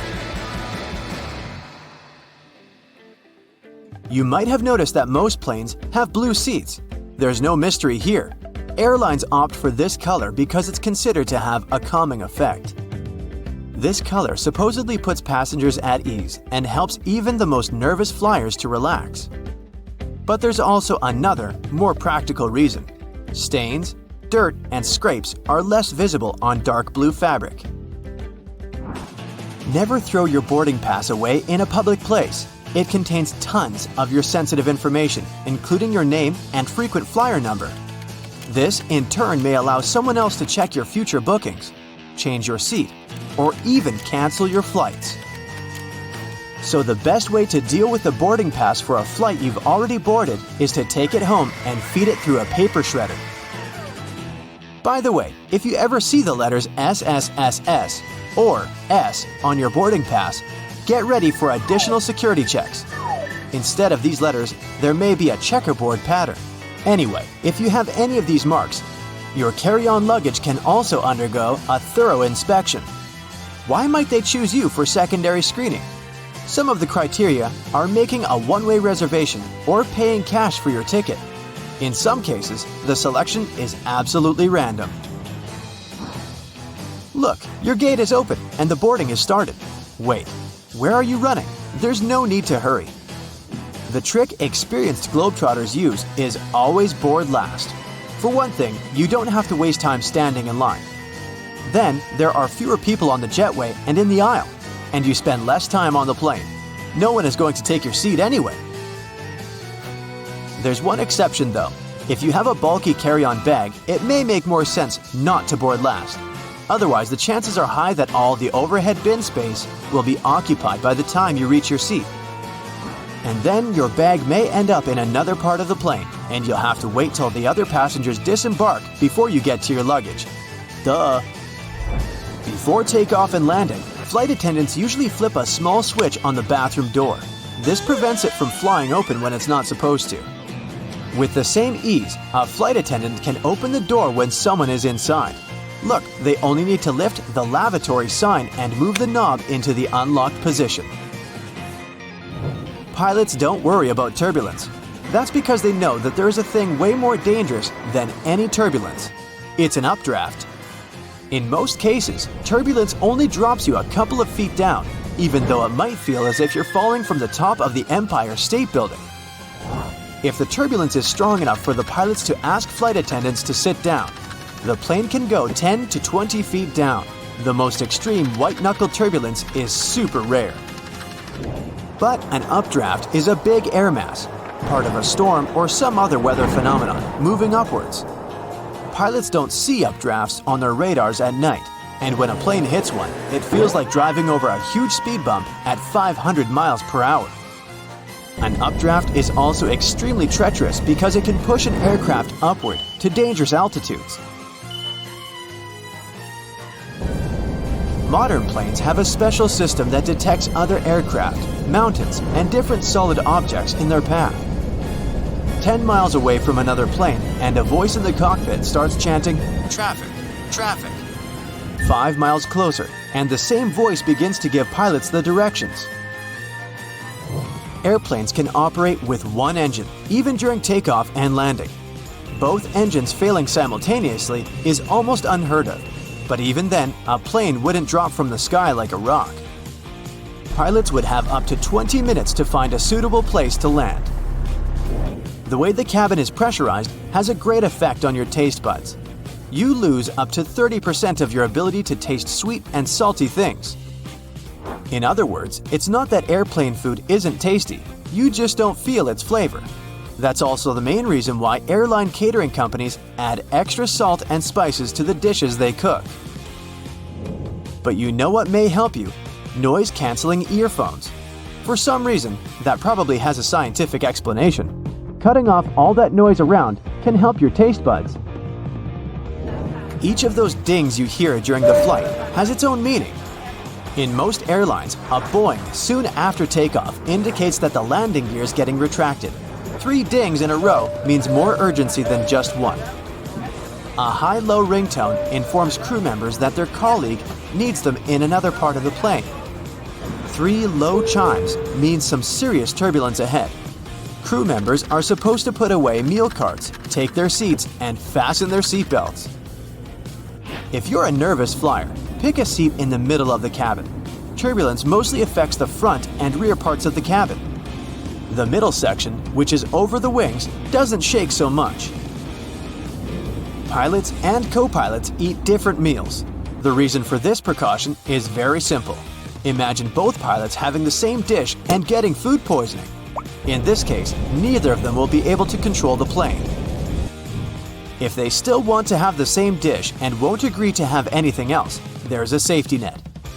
Pilots don't have their meals at the same time. If one pilot ate the dish and still feels okay several hours later, the other pilot can brave their meal as well. What would you say when asked about the filthiest place on a plane? Nope, that's not the toilet seat. It's not even in the bathroom. Flight attendants warn that you should be particularly careful with headrests, seat pockets, tray tables, and seat belts. Experiments have shown that 1/3 of all seat belts have yeast and mold on them. Most tray tables are covered with bacteria. Seat pockets are extremely filthy too, but headrests are the dirtiest of them all. In most cases, flight attendants don't have enough time to change or disinfect them in between flights. If your captain announces they're finishing some paperwork, it means they're busy revising the flight itinerary or waiting for the ground staff to prepare the flight logbook. That's a journal that contains the official record of a journey. Some places, especially those flying long distances, have secret bedrooms for crew members to catch some shut-eye. These bedrooms, called crew rest compartments, are located either at the back of the plane or behind the cockpit. Such a compartment can have up to 10 comfortable beds where flight attendants can have a rest. Plane windows are made of super strong plexiglass that can easily cope with high speeds. And the window panes are shaped in a special way so that the high pressure inside the cabin pushes them against the aircraft body. In other words, plane windows are very unlikely to get broken. Once upon a time, plane windows were square, but the pressure built up in the corners of such windows, making them ultimate weak spots. This means that each square window had 4 weak spots. This made them likely to crash under the enormous stress of high altitudes. Luckily, making airplane windows curved solved this problem once and forever. Such a shape distributes the pressure and reduces the likelihood of cracks or any other damage. Planes regularly get struck by lightning, at least once a year or once per 1,000 hours of flight time. These days, it's totally safe. The electric charge simply runs through the aircraft's aluminum shell. It doesn't cause the plane any damage. But did you know that airplanes not only get hit by lightning, but they also trigger it? When an aircraft is flying through a cloud, the friction between its fuselage and the air creates static electricity. Sometimes it can cause lightning. Have you ever noticed that one of the flight attendants hides their hands behind their back when you enter the plane? Are they crossing their fingers for a safe takeoff? Nah. At this moment, they're counting the passengers as they board. They have a special little counter for this. There are lots of stories about how bad airplane food is. In fact, it's not that bad. It's your sense of taste that's on the fritz because of the dry air. It dries your mouth out of all its saliva and dulls your sense of smell, which helps to feel 80% of what you taste. So, airline companies add more spices into the food so you can feel the taste. Seatbelts are located on the stomach because of the turbulence. When that happens, the plane sort of jumps up and down. Your waist belt holds you so that you don't crash into the ceiling of the aircraft. The shoulder seat belts in the car protect against horizontal collisions. By the way, flight attendants also have shoulder seat belts. It's because they always sit facing the passengers to keep order. While all passengers are flying face forward, the cabin crew sits backward. If the plane goes forward sharply, passengers get pushed into seats, and the flight attendants are held by shoulder and waist belts. Even if lightning strikes a plane, the passengers won't feel it. The entire aircraft is covered with an aluminum layer that conducts electric current without passing it inside the plane. Good thing. And all electronics and fuel tanks are equipped with additional protection. Before any plane is released from the factory, all this protection is tested by simulating lightning. Many passengers get a headache during the flight, especially right after takeoff. This happens because you're getting up to an altitude higher than Mount Everest in about 10 minutes. The air up there is thin. Your brain gets less oxygen. By the way, chewing gum or candies can help. Now, the main reason why the seats on the plane are so uncomfortable is profit. Airlines want to make more money, so they try to fit as many passengers on the plane as possible. Because of this, there's so little space between the seats. 2 additional rows in the cabin provide 12 new passengers. Also, companies make airplane seats lighter to spend less fuel. Seats become smaller and less comfortable. You can feel cold inside a plane, but when the plane is flying at high altitudes, the conditions resemble those in the Sahara Desert. It's all because of very low humidity.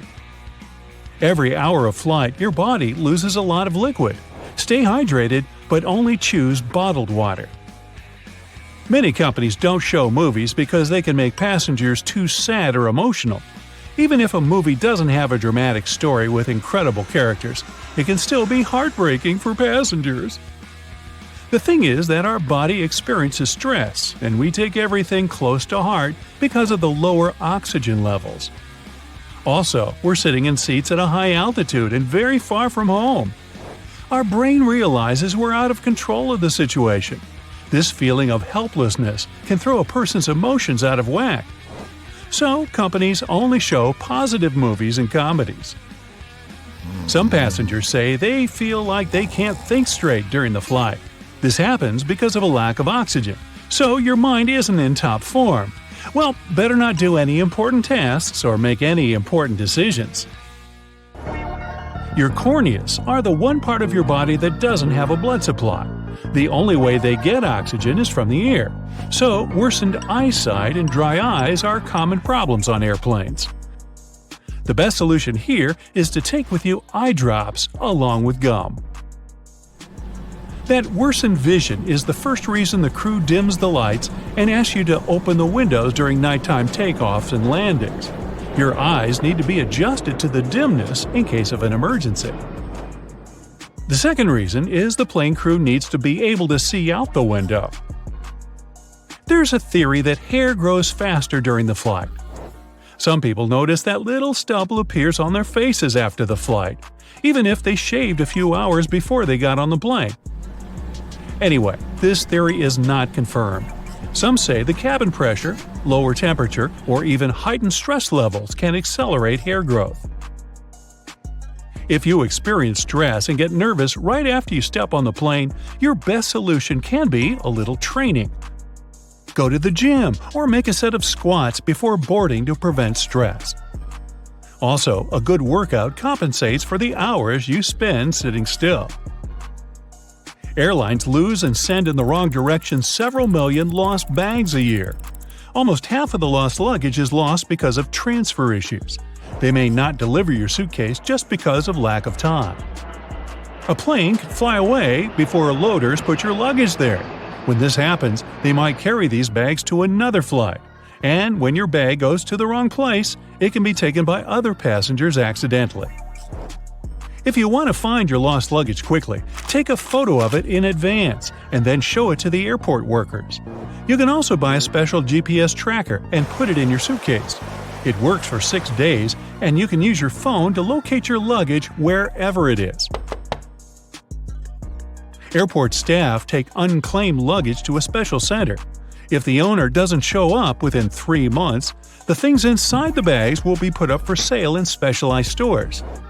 There, you can find clothes, jewelry, and electronic devices. And of course, it all comes with a big discount. The rumbling noise you hear after boarding is not my stomach. It is luggage being loaded on the plane. The compartment is right under the cabin of the aircraft, so it sounds quite loud. Aircraft tires can withstand pressure 4 to 5 times more than a plane actually gives them during landing. The metal wheel is more likely to break than the tire. Pilots also have different meals. This is necessary to reduce the risk of food poisoning. The flight can go well even if one of the pilot feels bad because of a stale burrito. If 2 pilots ate the same burritos, they could lead to problems. Oxygen masks drop down when the air pressure changes. At a certain height, there can be less air in the cabin. To prevent passengers from feeling this, they should put on oxygen masks. When pilots descend to a safe altitude, you can breathe without the mask again. By the way, masks only have oxygen for 15 minutes. This is enough for the pilots to descend to a safe altitude on which passengers can breathe. The wings of most passenger planes are located at the bottom of the plane. It's built this way because of the engine. It should be installed under low wings because it's closer to the ground and easier to repair. Another reason is that the wing should take a big part of the blow during a bad landing. And if the plane falls into the water, then the wings become a life-saving pillow. Fuel tanks installed in the wings are empty after the flight, and it helps to stay on the water too. The wings of cargo planes are located at the top to make it easy to load the cargo since the hull is located very close to the ground. Also, it helps to avoid getting debris into the engines in case when airfields aren't clean. Plus, this wing location has less aerodynamic resistance during the flight. Little triangles on the aircraft walls are special labels for flight attendants. The triangles mark special windows. You can see flashing indicators through these windows. It signals the landing gear is retracted and the flaps are closed. But for ordinary passengers, this is the place with the best view of the wings. Turbulence is a common thing during a flight, but usually it's so insignificant most passengers don't even feel it. Strong turbulence is rare. By the way, turbulence is just hot and cold air affecting a plane. For better understanding, imagine a big balloon people fly on. Remember the flamethrower installed under the ball? It heats up the air and the hot air raises the ball up. So turbulence is the hot air created by nature, and it makes the same thing with a plane that it makes with a balloon. Also, turbulence can occur if the plane gets under the hot air stream left by another plane. Now, flying has long become routine for many people, but even frequent flyers sometimes don't know about things you should never do on a plane. Ooh. No bare feet on a plane. It's one of the biggest no-nos of air travel. Even if we omit the topic of unpleasant odors. Phew. The airplane floor is extremely filthy. People with contagious foot problems might have been walking the aisles barefoot before you. There's likely to be a lot of dirt left after previous passengers. And don't even get me started on the floor in the lavatories. Ew. If your feet need some freedom, take off your shoes, but at least wear your socks, or bring along a pair of light slippers. Keep in mind that the pressurized air in the passenger cabin is just as dry as it is in the Sahara Desert, with only about 20% humidity. That's why your skin may feel discomfort after a flight. But wouldn't it make more sense to install several humidifiers that could add some moisture? But this extra load would cost airlines lots of money. Plus, the plane's airframe is mostly made of aluminum and other metals, and humid air could lead to corrosion. So, don't forget to bring a moisturizer and use it during the flight. Always secure your tray table as soon as the plane starts moving on the tarmac, and never lower it during the takeoff and landing. It's a security measure, which ensures that you and the other passengers will have a clear pathway in case of an emergency evacuation. Also, keep your seat in an upright position during takeoff and landing.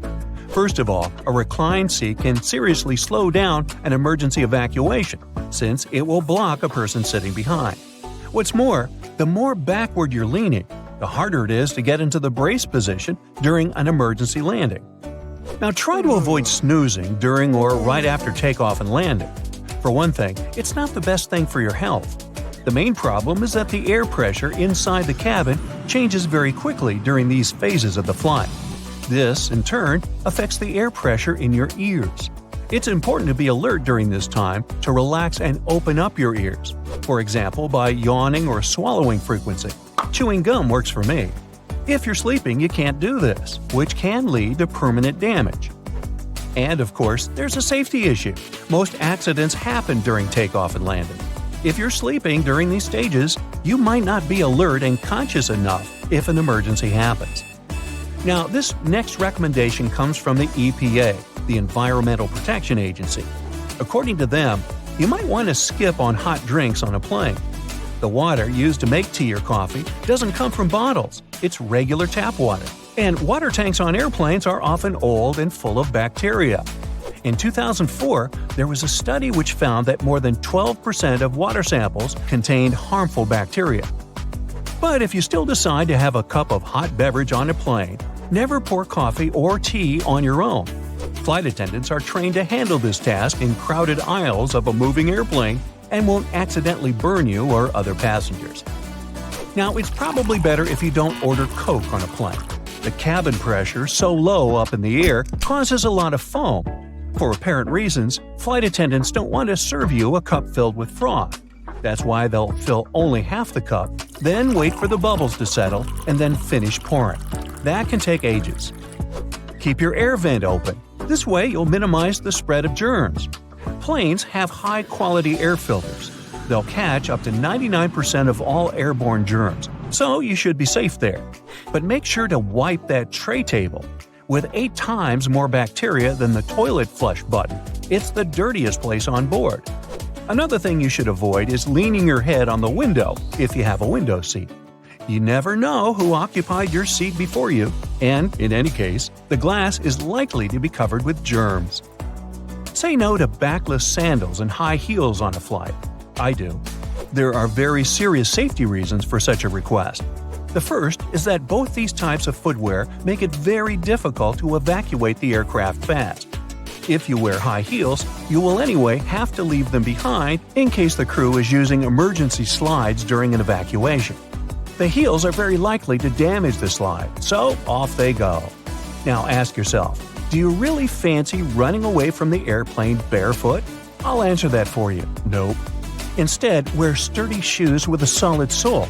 In this case, you won't find yourself standing on the hot tarmac or in the weeds without any footwear at all. Don't stuff heavy objects into overhead compartments. Your things may not stay inside during severe turbulence, and while falling out, they will injure you and other passengers. Ow!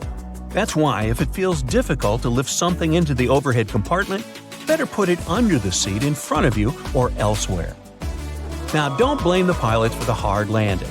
When you experience it in bad weather, it might be intentional. If the runway is covered with water or snow, the plane has to touch down hard in order to break the water layer and prevent aquaplaning.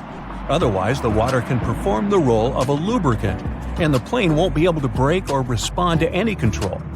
Deploying an emergency slide when there's no emergency is a very bad idea. It can cause hour-long delays and cost airlines thousands of dollars to pack the undamaged slide back into its container. Why would someone do it?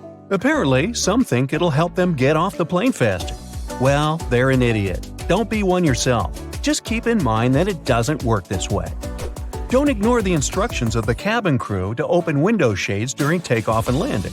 This way, flight attendants can see what's happening outside, assess the situation, and act fast, organizing the evacuation. For example, if there's a fire outside one exit, they will redirect passengers toward another door. Avoid carrying spray deodorants or shaving cream in your carry-on baggage. Both these things tend to explode mid-flight and therefore aren't allowed on board the airplane. A much better idea is to choose stick deodorants.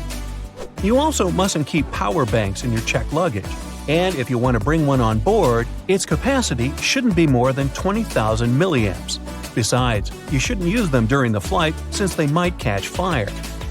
In general, lithium batteries are safe to use, but since they're high energy, they can catch fire if they're not treated with care, misused, or if there's a manufacturing fault. Such batteries have been the cause of quite a few fires on board airplanes, as well as during ground handling. Do not worry about airport scanners, they won't harm your health. Otherwise, airport employees wouldn't be able to stay near them without special clothing. Even when you're passing by a baggage scanner, the risk is minimal. And the last one, don't act like a jerk on board. Behave yourself. I know you will. Also, never try to land a plane on your own. Nah, don't laugh, I'm not kidding. In movies, they often show us that something happens to the pilots and they can't land the plane. And that's when the main character, a very skillful person, starts their game. Unfortunately, it's close to impossible to do it in real life. Even if a person is a genius, is fond of computer simulators that match the real model of an aircraft 100%, and is ready to follow all the instructions from the ground, they're likely to fail due to one simple aspect: stress. It is true that there have been cases throughout history when amateurs landed smallish private planes after the incapacitation of a pilot. However, there has never been a case of a non-professional pilot landing a commercial passenger airplane. It's only in the movies. Now, before somebody gets married in India, they get a thorough, shall we say, snooping, sometimes without even being aware of that. There are pre-matrimonial detective agencies in India that provide services of private investigators. There are also spit inspectors.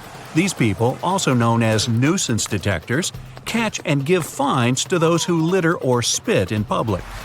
One more profession you aren't likely to meet anywhere else is an ear cleaner. So the process of removing earwax requires some traditional instruments. They don't use Q-tips we're so used to. Their instruments are called the steel needle, some cotton, and a pincer. Yikes. The ear cleaner rolls some cotton around the needle so it looks like a Q-tip, and the clients have their ears cleaned. Ear cleaners usually can be found somewhere in the city center, around monuments, or at a local market. This profession is rare and exotic in today's India, but it used to be quite common. In this country, your dream may come true and you'll get paid for sliding down a water slide. The profession's called water slide tester, and these people have to control if the slides are both safe and fun. Usually these people work in various hotels and spend most of their time in planes, traveling from one resort to another. There's a village where locals have no locks on doors. Not a single house there has one. Even public toilets have no locks or doors, only a curtain, thank you. It might seem somewhat reckless, but in fact, it's one of the safest places out there. The locals lean a wooden stick against the door just to keep the stray dogs out of their houses. The only police station opened there only in 2015, and still there are no complaints. Even the local bank has no lock. It's officially the only bank in the world that's never locked. When the locals are out of town, they don't ask the neighbors to look after their houses, and they're not afraid to leave valuables, money, and jewelry without hiding them. Vegetarian dishes are quite popular in India. Between 15 and 30% of the whole country's population are vegetarian. Some people tend to eat fish only and never eat any land animals. Many large food chains, famous for yummy meat dishes, even provide a whole new vegetarian menu for India. Cutlery isn't really required for many traditional Indian dishes. They say that mouth-watering curry tastes even better if eaten with the fingers. Now, I would assume that you'd want to eat the fingers separately, but hey, just thinking out loud here. There's also a wide range of crazy traditional dishes, but there's one called… okay, let's just put it on the screen, thanks. It's made from potatoes, which are pretty common for Indian food. The exotic part is that the potatoes in the dish are actually extra old. Even more, they're rotten. And there's a bunch of traditional spices. It's just a side dish, you'll need to choose the main course. Samosas are another traditional Indian dish made of potatoes. They're deep-fried and look like dumplings, and they're both a side dish and a main course. Now, if you love sugar, don't forget to thank India for it. It was first extracted and refined there about 2,500 years ago. Then the Chinese picked up the technique, and it spread all over the world. Another thing you should be grateful to India for is shampoo. The very first version was made from dried herbs, some extracts, and water. Soap berries and soap nuts were widespread in India, so this component was a perfect match for the shampoo formula. It's probably because of the right shampoos that most Indians have absolutely stunning hair and cool hairstyles. By the way, in India, it's possible to cut clients' hair with fire. It's not that widespread though. Only one barber is said to do it. First, they sprinkle the hair with some flammable powder, then they light it up and literally set the hair on fire. While the hair's burning, the stylist creates the right shape with the help of 2 combs. He says the fire helps fix the hair right. He also claims to have at least 15 clients each day who come to get this very cut. He sure makes it look like it's a cinch to do. If you like holidays, India is the destination for you. Indians have about 1,000 various festivals and events. Sometimes people even celebrate the first hair cutting, or who knows, hair burning. All of the local celebrations are totally worth seeing. Holi is the festival of colors, and people consider it to mark the beginning of spring. It starts at the end of February and finishes in March. It involves the famous powder throwing, so don't wear that brand new white shirt to the festival. Diwali is the celebration of lights that lasts 5 days. People give gifts to each other, usually sweets, and light thousands of candles and oil lamps. No other country in the world has that many celebrations. India holds a lot of world records too. The largest sundial in the world is located in the town of Jaipur. It's a tower 90 feet tall. It's made of polished stone and looks like an architectural masterpiece. The shadow of this sundial moves at about 2.5 inches per minute, so you can see the time literally move there. Another longest thing in India are nails. According to the Guinness World Records, the longest fingernails ever belong to an Indian man. They're almost as long as a London double-decker bus. He cut them off back in 2018, but before, the total length of all his fingernails had reached 358 inches. There's also a record for the quantity of movies produced per year. In 2018, 1,813 new movies were filmed in India. The quantity is so impressive that if you wanted to watch all the movies made in the country in 2018 and you watched a movie per day, you'd still be watching them today in 2021. North Sentinel Island, which is a part of India, is probably the world's most remote place since nobody can visit it. Strangers aren't welcome there. The locals are quite introverted and would always reject any contact from outside. No ship is allowed to come closer than 5 nautical miles, and special people always patrol the area. It's one of the very few places in the world that has no modern civilization. Recently, the island's been open to the researchers, but tourists still can't visit it. Several years ago, 2 frogs got married in one coastal town named Udupi. It was done to encourage the rainfall. It was too hot, over 120 degrees Fahrenheit. Both animals had unique outfits for this occasion, and the bride even had a toe ring. The 2 frogs were sent off on a honeymoon to Manipala and were released there.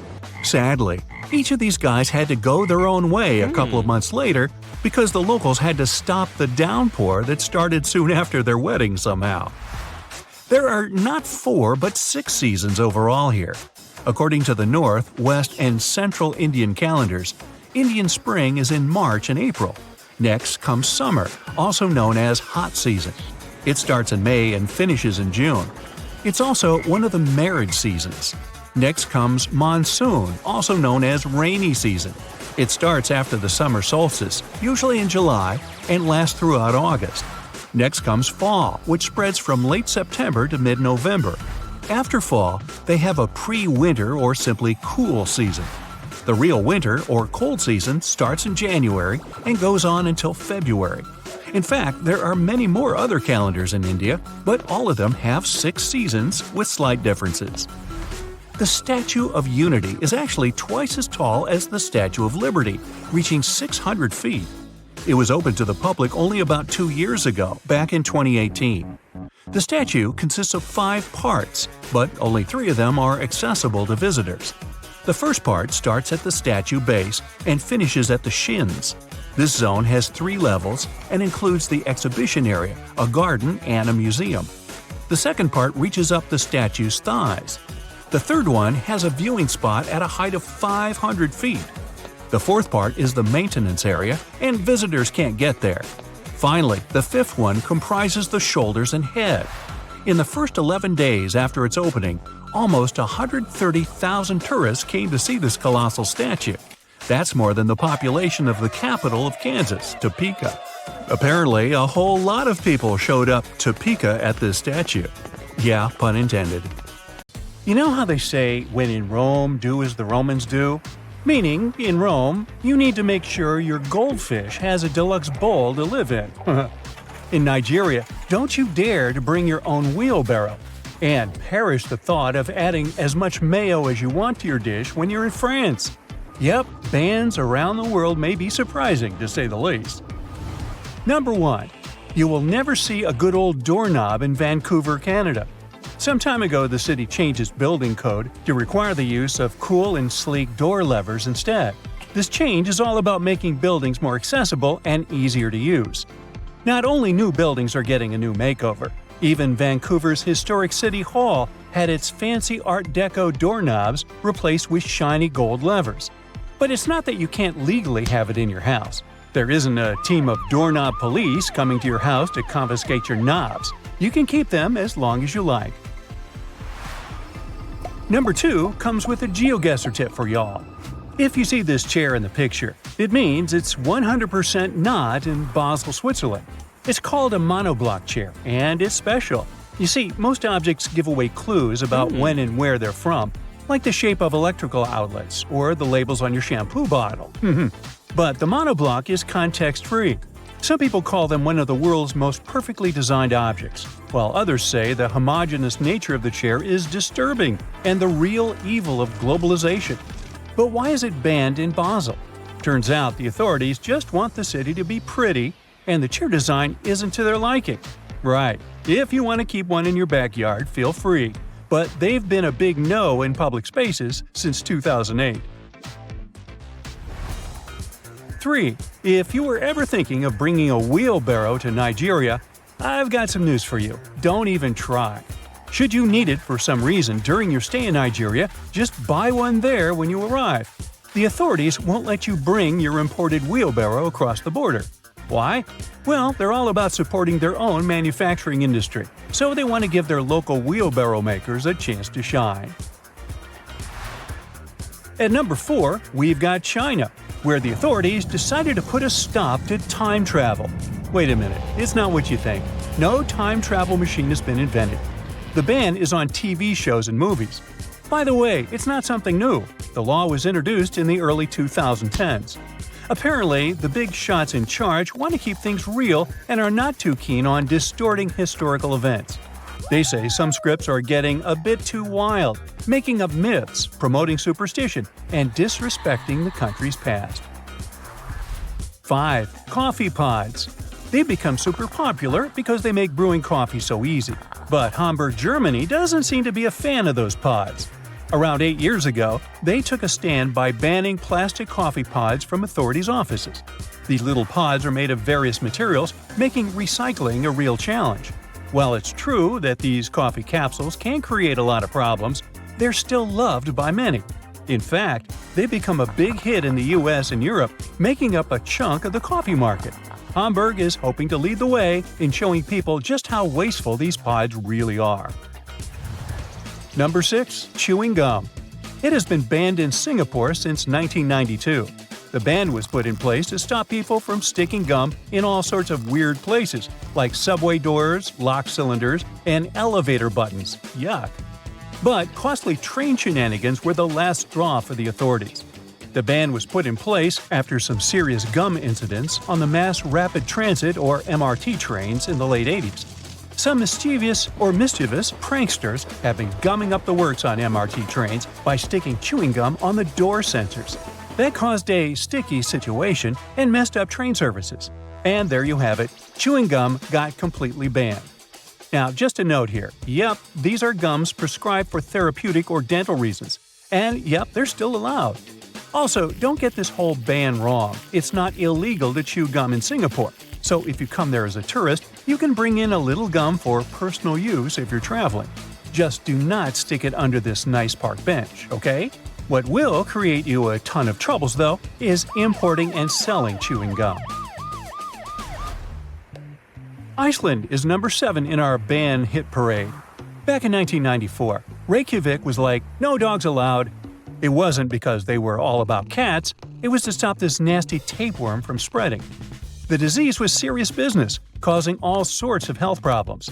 But don't worry, dogs are cool now as long as they follow the rules. Nowadays in Reykjavik, it's all about the cats. They're everywhere, roaming the streets like they, own the place. You can't walk 2 steps without seeing a furry little friend begging for attention. These Reykjavik kitties are so popular that they even have their own Facebook page. People love them, and some even carry around treats just in case they come across a friendly feline. And since there aren't many threats to cats in Iceland, they're thriving. 8. The Philippines. Now this one is really weird. Singing My Way in karaoke bars is sort of banned in this country. This seemingly harmless song has been linked to some pretty serious consequences, like fistfights and even people's early demise. No one knows the exact number of lethal cases caused by this song, but there have been at least a handful of incidents in the last 10 years. The song's lyrics, which can come off as a bit arrogant and prideful, seem to rile people up when sung in a not-so-great way. This has led some karaoke bars to unofficially ban the song to prevent any craziness from breaking out. 9. Hey, have you heard about Japan's Metabo law? It's all about measuring waist sizes to tackle obesity. It was introduced in 2008, and the idea was that if companies and local authorities didn't meet the goals, they would face financial penalties. The Ministry of Health believed this campaign would help prevent various health conditions. So, every year, people aged 40 to 75 had to get their waist measured. Employers and local authorities needed to make sure at least 65% of people participated. The goal was to reduce Japan's obesity rates by 25% by 2015, and if they hadn't made it, they would have gotten slapped with a fine. Did it work? Well, in 2024, there are only 4.5% of people who reportedly have weight issues in Japan. Number 10, and we're back to Canada. So if you catch someone in there counting out pennies in line, you can totally have some fun with them, legally speaking, of course. According to the Canadian Currency Act, there's a limit to the number of pennies you can use in a transaction, 25 to be exact. So, if someone tries using 26 coins, you can play sheriff and send them to coin jail. Snatch up their pennies as evidence. Yeah. 11. And a condiment-regulated country here. Apparently, in France, they're cracking down on condiments in public schools. They're trying to make meals healthier for students. The rule is that you can't just go crazy with mayo, ketchup, and vinaigrette anymore. They have to be served according to the dish. Finally, Italy. In Rome, you can't keep your goldfish in a boring old glass bowl. Nope, that's considered cruel, because those little guys need their oxygen flow. Plus, if you keep them in a bowl for too long, they might go blind. Also, you can't give away goldfish as prizes. The law has a whole subsection about it. So if you're planning on bringing a goldfish home from your next trip to Rome, make sure you've got a fancy tank ready for them. And thank you for watching. Let's face it, airports can be pretty annoying. But the most annoying thing about them is probably having to take the laptop out of your backpack and put it in a separate bin while going through the security check. But, of course, they wouldn't make us do those extra moves if there wasn't a good reason for it. Laptops are dense, and X-rays can't penetrate them, so it's easy to hide something dangerous there. If the device is out and on its own in a separate bin, it's easier for the scanners to capture something dangerous. Most airplanes are white. Is there a benefit to choosing this exact color? No, white paint doesn't make a place feel lighter. Neither does it save money on painting. Here are the actual reasons for the choice: safety, efficiency, and comfort. The first airplanes had a metallic color, but the problem with metal is that it's prone to corrosion, so painting it is a great way to protect an airplane from corrosion. White is favored for several reasons. First, planes fly high above the clouds and are exposed to sunlight a lot. White is the color that absorbs the least heat, and white planes get heated less. Also, sunlight makes the paint fade away. A colorful airplane will have its paint fade very fast and will require repainting. And repainting is costly, so painting aircraft white is a more lasting choice. Also, any damage is more easily noticed on a white surface. So that's one more point for the white color. We always board from the left side of the plane, every single time, no exceptions. For some reason, the right side just doesn't seem to be an option. Yes, that's done on purpose. First, the captain usually sits on the left. This way, it's easier for the pilot to align the plane with the terminal jet bridge. Also, aircraft are fueled and loaded with baggage on the right side. Since people board the plane from the left, the crew can do their job undisturbed, and there's no danger to passengers. Consistency with the choice of a side helps to make everything work more effectively. Since everyone always enters from the left, all jet bridges are designed to get attached to the left side of the airplane. If every airplane had the freedom to choose the side, it would create an additional mess for the logistics behind the process. There are more questions popping up, like what does this black triangle drawn above one of the windows mean? Apparently, it marks the seat from which the view of the airplane's wing is the best. It's needed for the crew to find the spot as fast as possible if, in case of an emergency, they need to inspect the engines, slats, or flaps. This mark saves a lot of time. Next, the rows aren't well aligned with the windows. This is business. Originally, all planes are designed with rows and windows lining up perfectly. But when an airline buys a jet, they add some additional seats, squeezing them closer together. This way, they have more seats, which means more passengers, so they can sell more tickets. But you get less space for your legs and might miss out on a window. Also, all windows have rounded corners, and this is done for safety reasons. There used to be planes with squared windows, but those caused crashes because such windows couldn't withstand high-altitude pressures. At high altitudes, external atmospheric pressure is lower than the pressure inside the cabin. So, there's a big difference in pressure inside and outside the airplane, and this creates stress. Without windows, this stress flows smoothly through the material.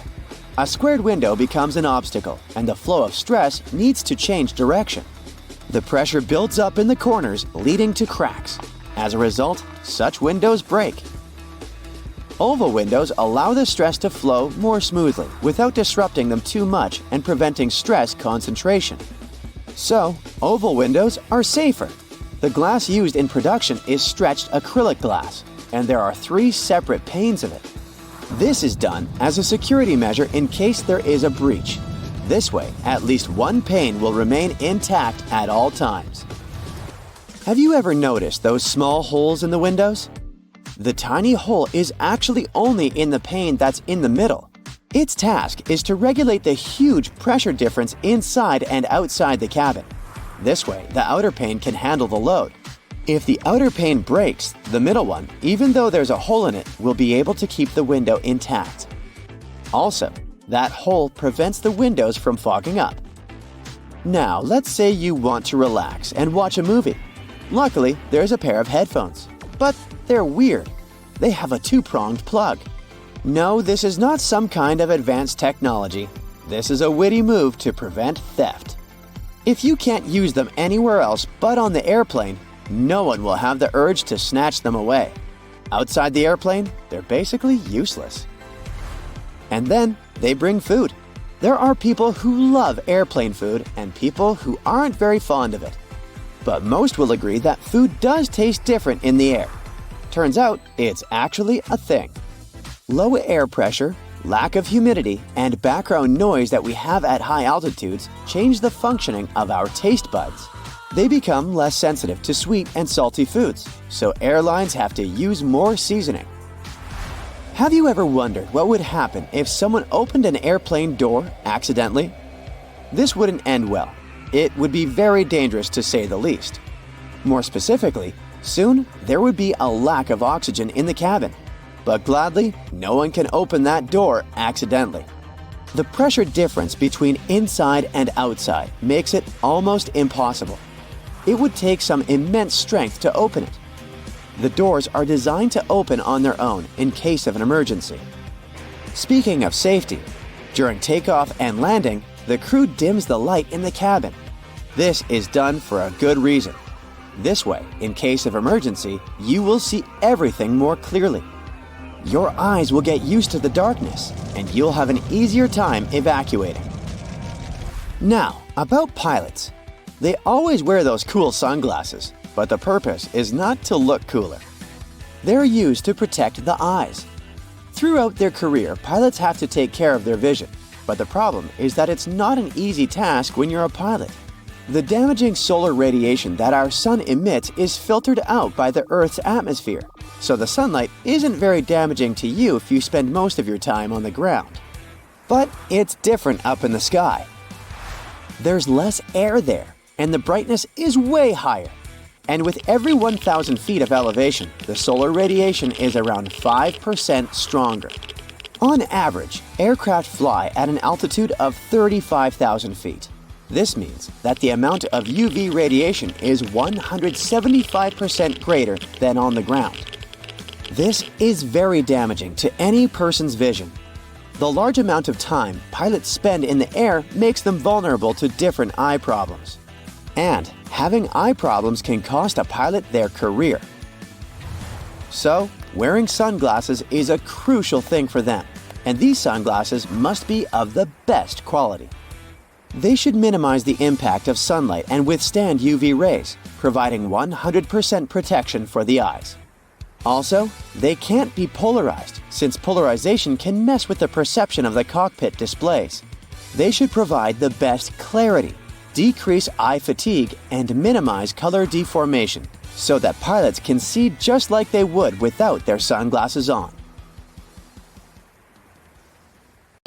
Would you like a professional stylist to fold your luggage, a private chef to cook meals just for you, and an entire plane to transport your TV set that didn't fit in your private jet? That's pretty much the everyday travel reality for the top 0.1% of U.S. earners who made around $3 million per year in 2022. Compare that to the regular salary of a working American of around $60,000. And then there's the top 1% who made around $800,000 the same year.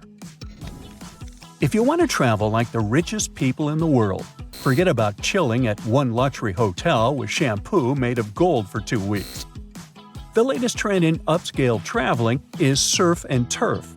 Rich guests spend a week on a sleek yacht after staying at a luxury hotel, or the other way around.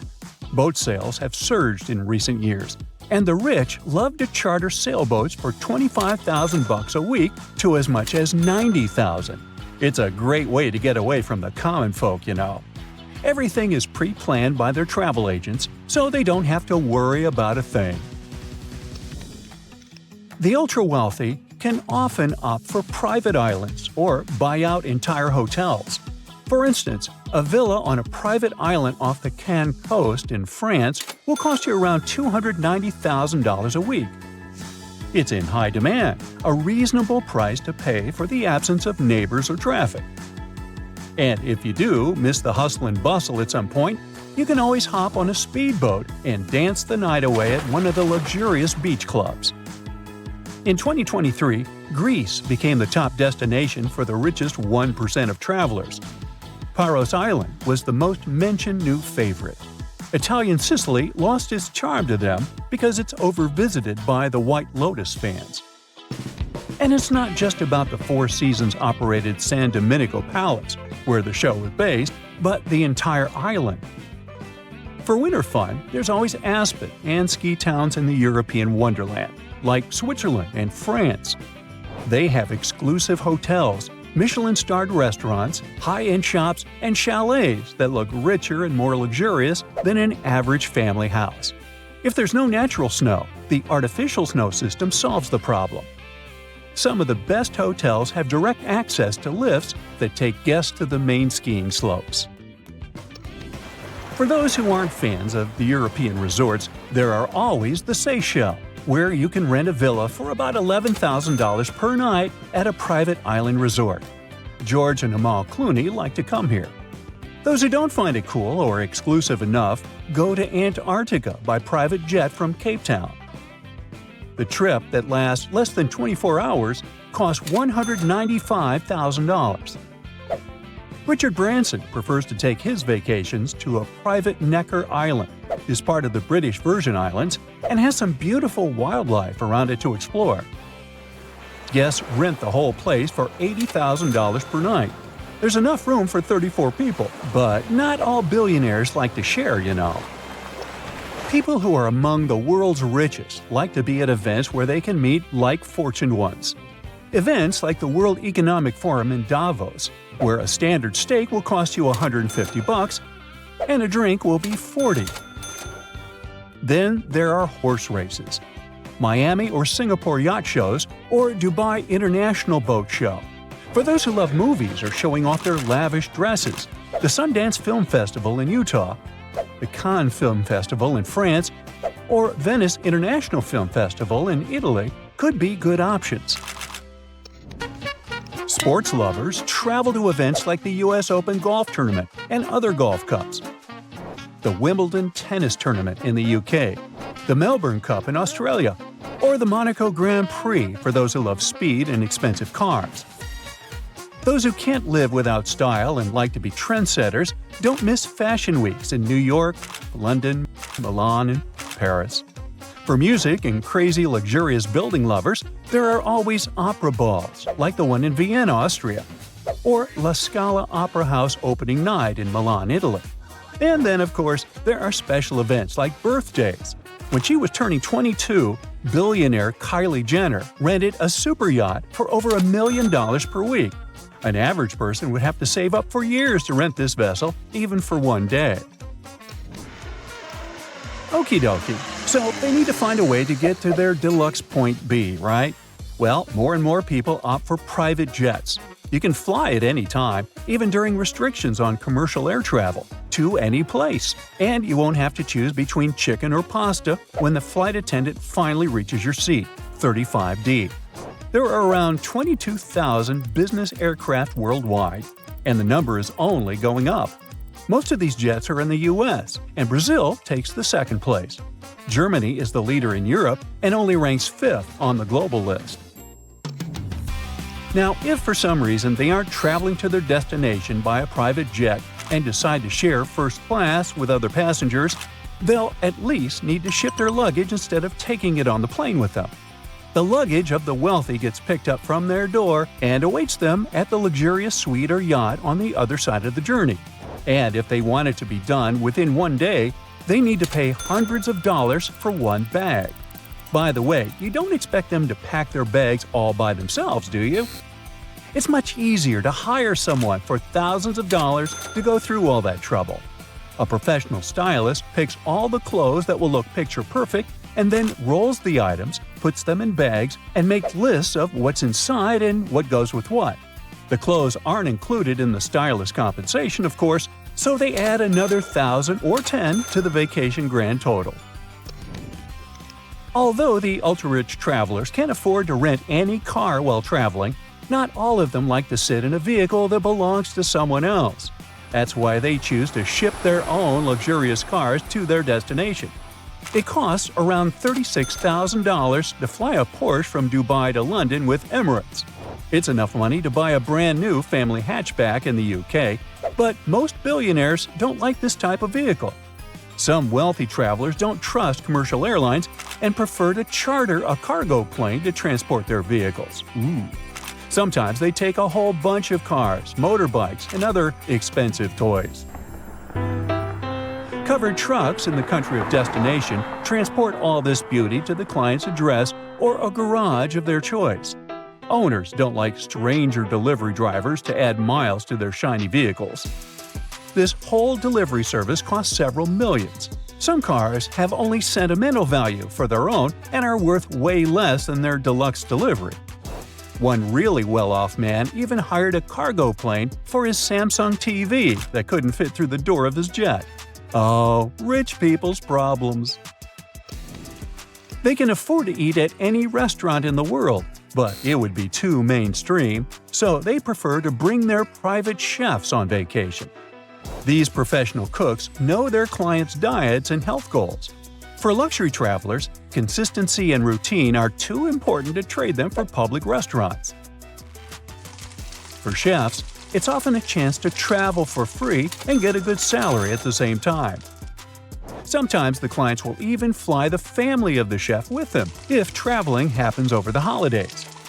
This job has high demands and can be really stressful with varied working hours.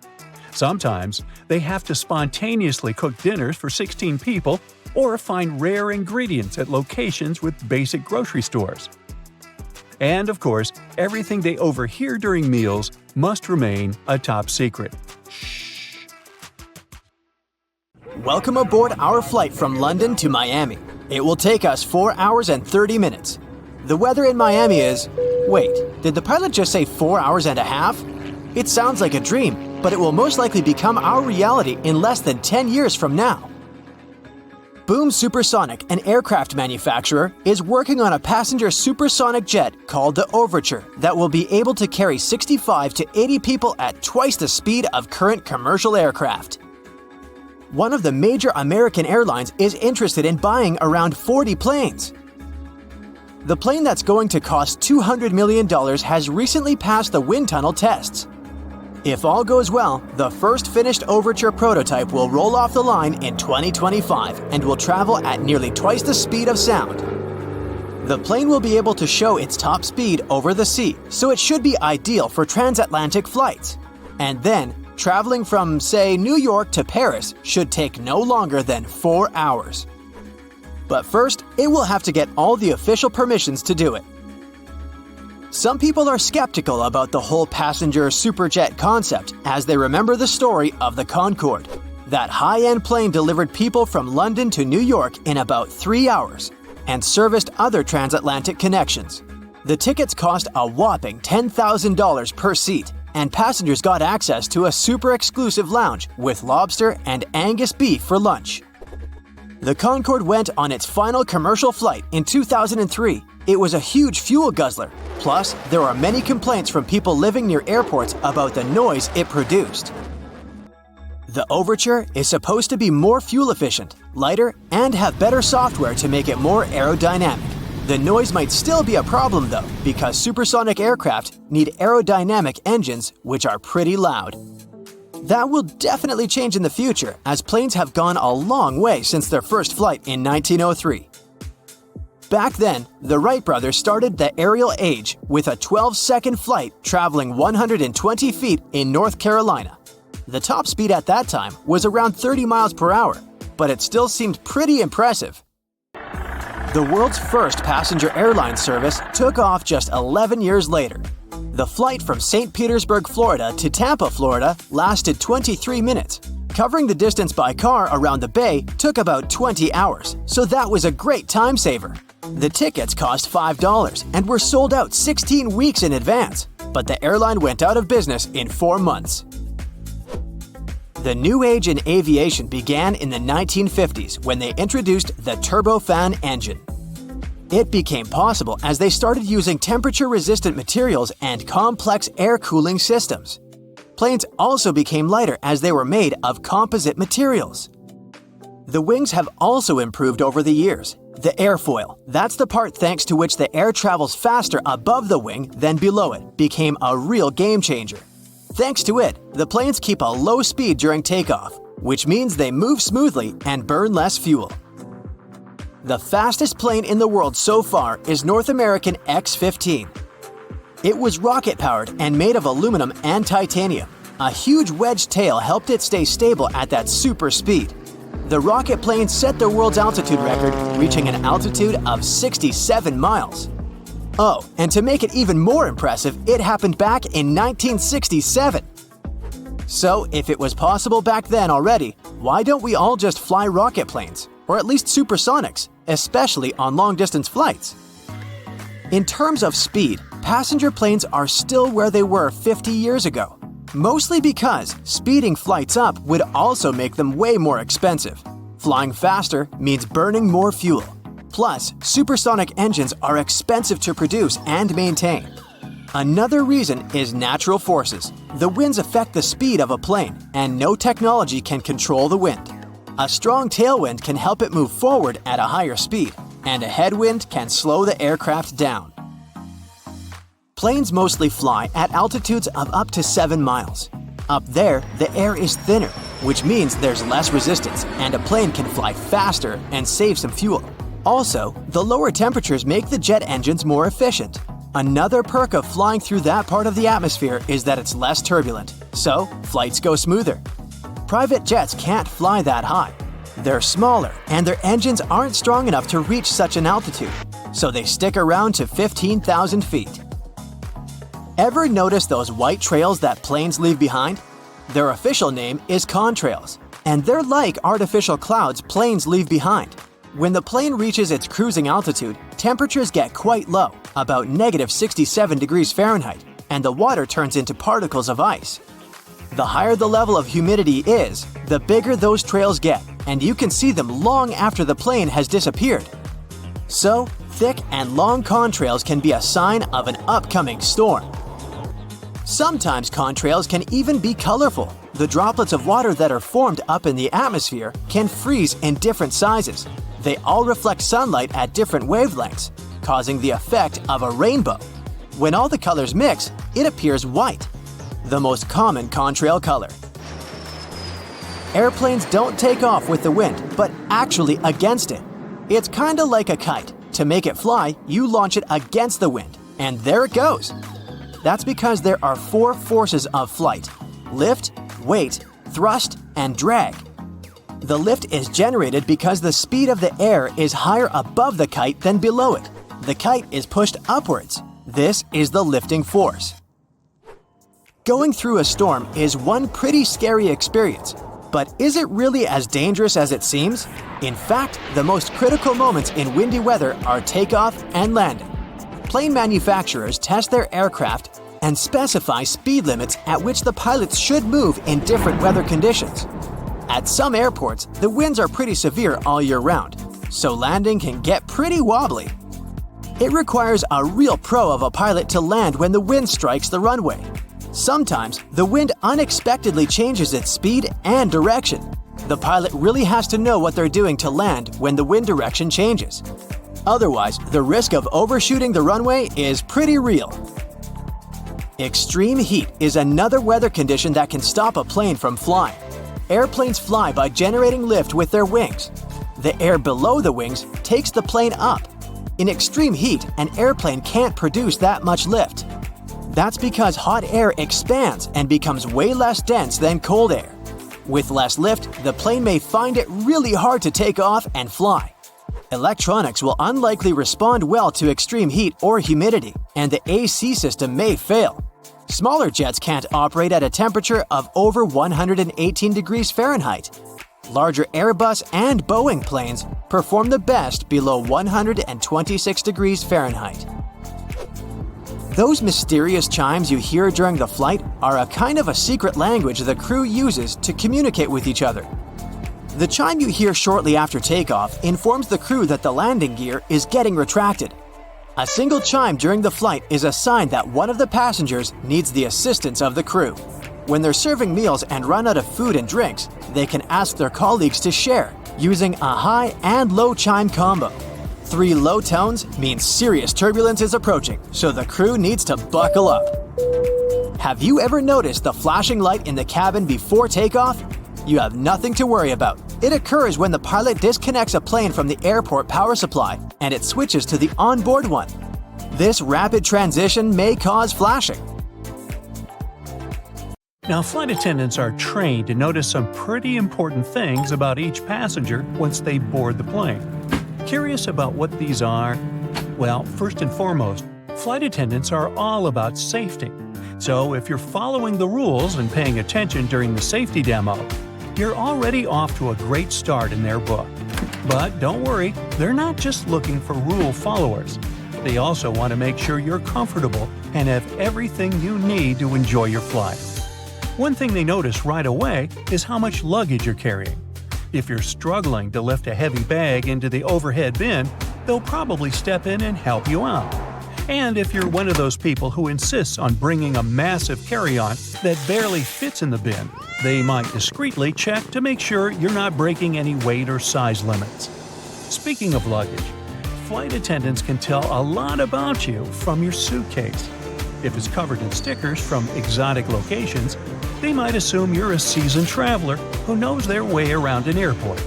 But if it's a beat-up old bag with duct tape holding it together, they might wonder if you're a first-time flyer or just someone who doesn't care much about appearances. Of course, one of the most important things flight attendants notice about you is how you treat them and your fellow passengers. If you're friendly, polite, and respectful, they'll go out of their way to make your flight as pleasant as possible. But if you're rude, demanding, and throw a tantrum when things don't go your way, they might not be as eager to help you out. And then some. They'll always take a sneak peek at what's on your feet, too. It's not because they're all secretly obsessed with shoes, it's actually for your safety. They check out your sneakers to see if you can quickly and easily run in case of an emergency. If you're planning to board a flight, you might want to think twice before rocking those high heels, unless you want to hear an emergency command to kick them off. Speaking of emergencies, flight attendants also like to look at whether you're a fit person or not. They do this just in case they need some physical assistance in the event of some bad, unwanted thing happening. And hey, if you happen to be a doctor, don't be shy about letting the crew know.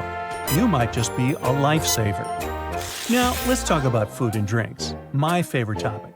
Flight attendants are always happy to serve you, but they also notice what you order. If you ask for something that's not on the menu or request a complicated custom drink, they might raise an eyebrow. But if you order something simple and easy to prepare, like a glass of water or a bag of pretzels, they'll be more than happy to oblige. If you're planning to fly with your furry friend, make sure to prepare it for some attention from the flight attendants. Don't worry, they're just curious about your cute companion. And if your pet is a trained service animal and registered with the airline beforehand, they're good to go. Also, if you've paid for your pet to fly, make sure they stay cozy in their carrier for the entire trip. Flight attendants are also trained to notice any unusual behavior or potential red flags. If someone seems nervous or anxious, they'll keep an eye on them to make sure they're okay. Luckily, some flight attendants are also happy to share some secrets that will make your next experience in an airplane way better. For instance, if you're wondering when's the best time to take to the skies, they may have some ideas. Some destinations, for example, have plenty of flights throughout the day. So the question is, should you go early or stay up late? Turns out that the best time is first thing in the morning. But shh, don't tell anyone, or they might steal all the morning flights. The reasoning is pretty sound, though. The weather is usually calmer in the morning, and any delays from the day before should have been sorted out overnight. Now, when it comes to holiday travel, here's another piece of advice. If you can swing it, give yourself a little wiggle room. For example, try flying on the day before the winter holiday starts, instead of the 24th itself. That way, you'll have a bit more flexibility and hopefully avoid any stress or last-minute airport drama. What can you do when it comes to delays, you might wonder? Well, they can happen at any time, unfortunately, and there's not much a flight attendant can do about it. But don't worry, flight attendants and passengers are on the same team. Also, don't believe the rumors. Flight attendants won't hide information from you. There's no point. If you're stuck on a delayed flight, don't hesitate to ask the staff for all the info you need, and rest assured they will do their best to get you on the next available flight as soon as possible. Now, what about jet lag? Surely flight attendants have the best remedies. If you're hopping across time zones, most flight attendants recommend catching a quick snooze upon arrival. But don't get too cozy. Stay up until nightfall to help your body clock adjust. After all, you don't want to be groggy when you arrive. Also, if you're only visiting a destination for a short time, airplane staff recommend sticking to your home time zone. It might just save you from the hustle of adjusting to another time zone unnecessarily. And don't forget to keep hydrated, munch on nutritious food, and get in some exercise to keep your body feeling tip-top. Now, we've all seen in movies those scenes where the main character gets a surprise upgrade to business class out of the blue. As much as we all dream of being upgraded to a luxurious seat mid-flight, it's usually only possible on the ground, unless you're one lucky duck. There's a list and a method for who gets bumped up to first class. Sometimes, flight attendants will shuffle passengers around so families can sit together, or they do it to fix any seat mix-up. But once the plane takes off, moving around is pretty rare. Ever wondered if you can switch seats with another passenger during the flight? The answer is yes, you can. Most flight attendants encourage it, especially if it means keeping families together. However, it's best to figure out any seat-swapping arrangements before boarding to avoid any chaos. Plus, some seats are fancier than others, and if people have paid extra for them, it's important to be respectful of that. Also, did you know that the emergency exit rows are sometimes marketed as premium seating? Let's talk about some serious airplane etiquette. So, who gets to claim the middle armrest? It's a big debate, but most flight attendants think the person in the middle seat deserves it. Hey, let's give them a break. They're already stuck in the least desirable spot. Now, on to the great window blind debate. Some people want them up, some people want them down. If it's a nighttime flight, keep them closed. You don't want to disturb your fellow passengers with unnecessary light. However, if you're flying over the Himalayas, you better believe people are going to peek through those windows.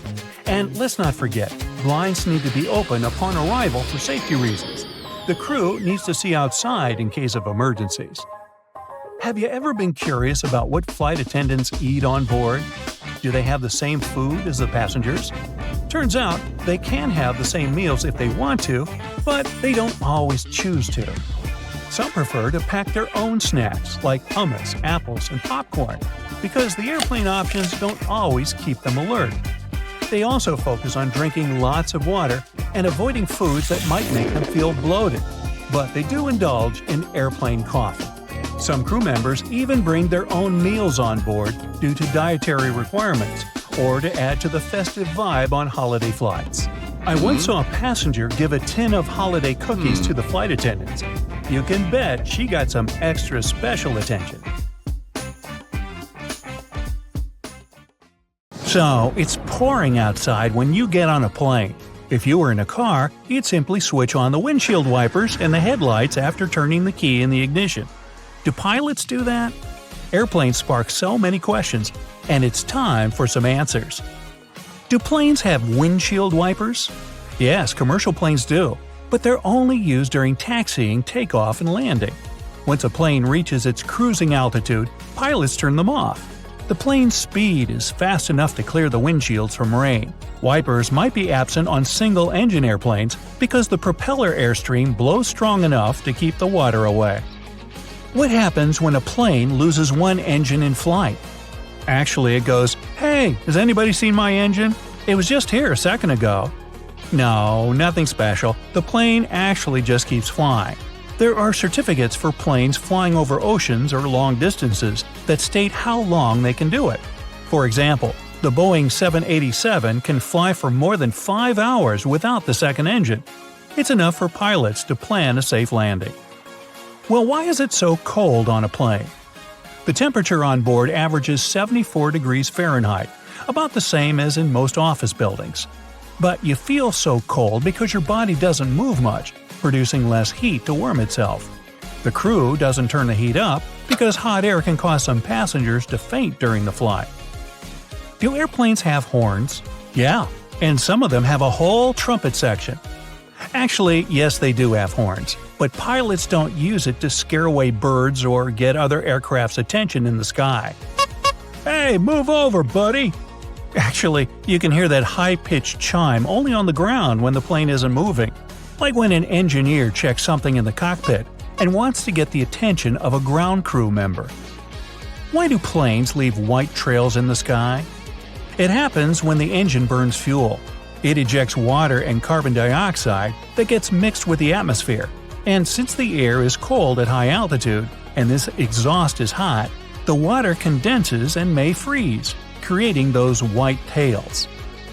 Do airplanes have brakes?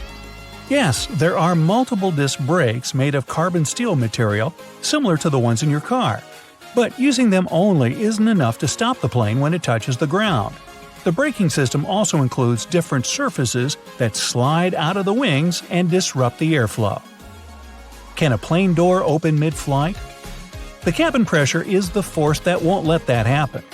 If someone tried to do it, they would have to overcome more than 24,000 pounds of pressure, the weight of a ship anchor.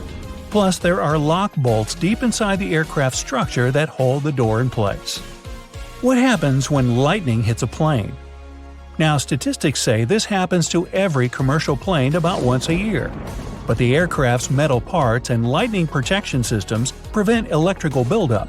So, in most cases, this leaves a plane with only a scorch mark on its surface. Why don't the seats and windows always line up? Good question. All commercial planes are designed with seats and windows perfectly aligned. But when an airline buys a jet, it often chooses to add extra seats. More seats mean more passengers and more tickets sold. And less of a view and less legroom for you. See how that works? Why do flight attendants touch the overhead compartment? You'd think that they're checking to see if it's closed tightly. But nope, they use a scalloped handrail hidden at the bottom of the overhead compartment for a steadier walk along the aisle. What are those white spiral marks on engines for?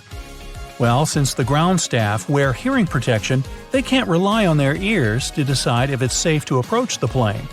Seeing that moving swirl on jet engines prompts them to stay away from the area. Why are there holes in airplane windows? Those windows actually have 3 panes of plexiglass. The tiny hole is in the middle one. It helps regulate the huge pressure difference inside and outside the cabin, so the outer pane can handle the load. If the outer pane happened to break, the middle one, even with a hole in it, would still be enough to keep the window intact. That hole also keeps the windows from fogging up. Why are there hooks on the wings? If there is an emergency landing on water, passengers have to step on the slippery wings to use some emergency exits. That's why crew members secure one end of a rope to the door frame and the other to the wing through the hook. Another rope is secured in the second hole, safely leading passengers along the wing to the inflatable slide. Why do the wings have different colored lights? It's for Christmas. No, that red light on the left wingtip, the green one on the right, and the white one on the tail make up the plane's navigational lights. They let other pilots know the plane's position and the direction it's moving in, toward them or away. Do planes have ignition keys? Well, since ignition keys are usually a security measure, most commercial planes don't need them. They're locked in hangars under 24/7 surveillance. To start the engine, a pilot just pushes buttons and turns switches. But smaller private planes, like a Cessna, have ignition keys to start the engine and even locks on the doors. Why are there triangles above the windows? These black and sometimes red stickers let the crew know which window is best to look out when they want to check the moving parts of the wing. If you get motion sickness during the flight, try to choose a seat between the triangles for a more comfortable trip. How can you get extra space on a plane? Well, if you're lucky enough to get an aisle seat, there's a magic button near the hinge under the armrest closest to the aisle. Press it, and the armrest will swing up to the back of your seat. Why are most planes white? Well, this color reflects the sun better than any other, so it helps keep a plane cool. It's also much easier to spot any cracks, dents, leaks, and other faults on the white surface. And paint makes a plane 1,200 pounds heavier, causing it to burn more fuel. Airlines save money by not painting them. Why don't airplanes have parachutes for passengers? Well, like paint, parachutes would also add extra weight, around 8,000 pounds. Plus, skydivers must go through at least 4 hours of training to learn how to handle a parachute. Lastly, jumping out of a plane at 35,000 feet in the air is simply not safe, because temperatures at that altitude are colder than the Arctic, minus 65 degrees. Why can't planes fly when it's hot? Well, the molecules in hot air are much more spread out. To lift a plane, you need dense air. That's why it gets harder for a plane to take off as the temperature increases. Besides, scorching weather can overheat the internal machinery or even melt some of its parts. So, if it gets 104 degrees Fahrenheit outside, your flight might be delayed. Why do planes have round windows? The very first commercial planes had square ones, but after some time, they started flying at a higher altitude that demanded the cabin be pressurized. Frequent pressurization and depressurization deformed and even broke windows with corners. They were replaced with round ones since they withstand the pressure much better. How do the oxygen masks work? Very well, actually. If the cabin is depressurized at cruising altitude, it loses oxygen. The masks provide that, but only for 15 minutes. It's okay though. That's long enough for the pilot to descend lower than 10,000 feet, where the air has more oxygen and people can breathe normally. What causes turbulence? Your trip gets bumpy because of 3 main reasons: storms, mountains, and jet streams.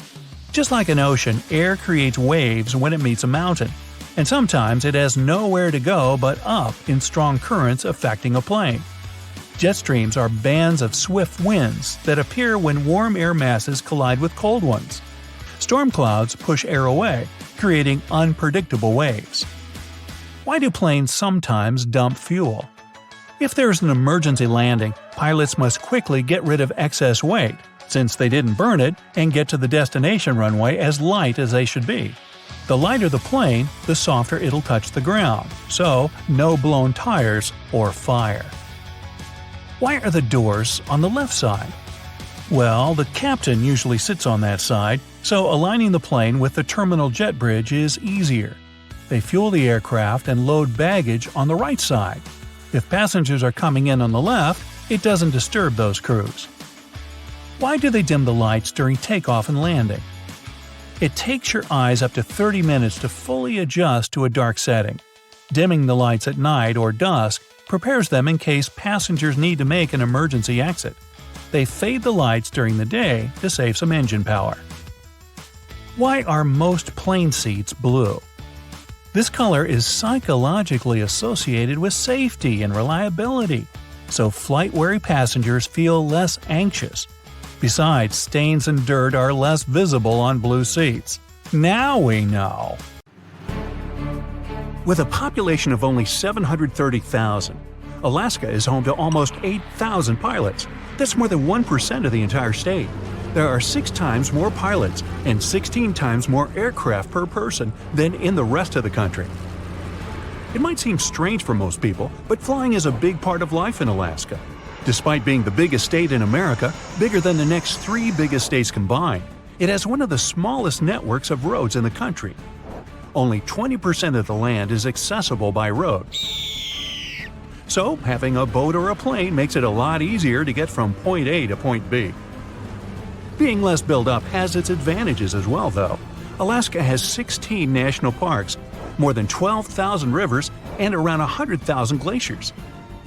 If you want to get closer to nature, Alaska would be an incredible place to visit. You can even see the aurora borealis there. When most people think of the coast, they imagine golden beaches and palm trees, but Alaska actually has the most coastline in America. No other state even comes close, with Alaska having 5 times as much coastline as second-place Florida. Alaska has the lowest population density. It has such a small population relative to its size that if Manhattan had the same density of people, only 16 people would live there. Now, New York City is far smaller than Alaska in terms of geographical size, but more people live there than in almost 40 other states. There are more than 27,000 people in 1 square mile of the city. Hey, speaking of other states, only 1 letter doesn't appear in any state name – Q. Really? Arizona produces so much cotton every year, they can make 2 t-shirts for every American out there. Get equipped for any season with brand new Brightside merch. Click the link and grab your print.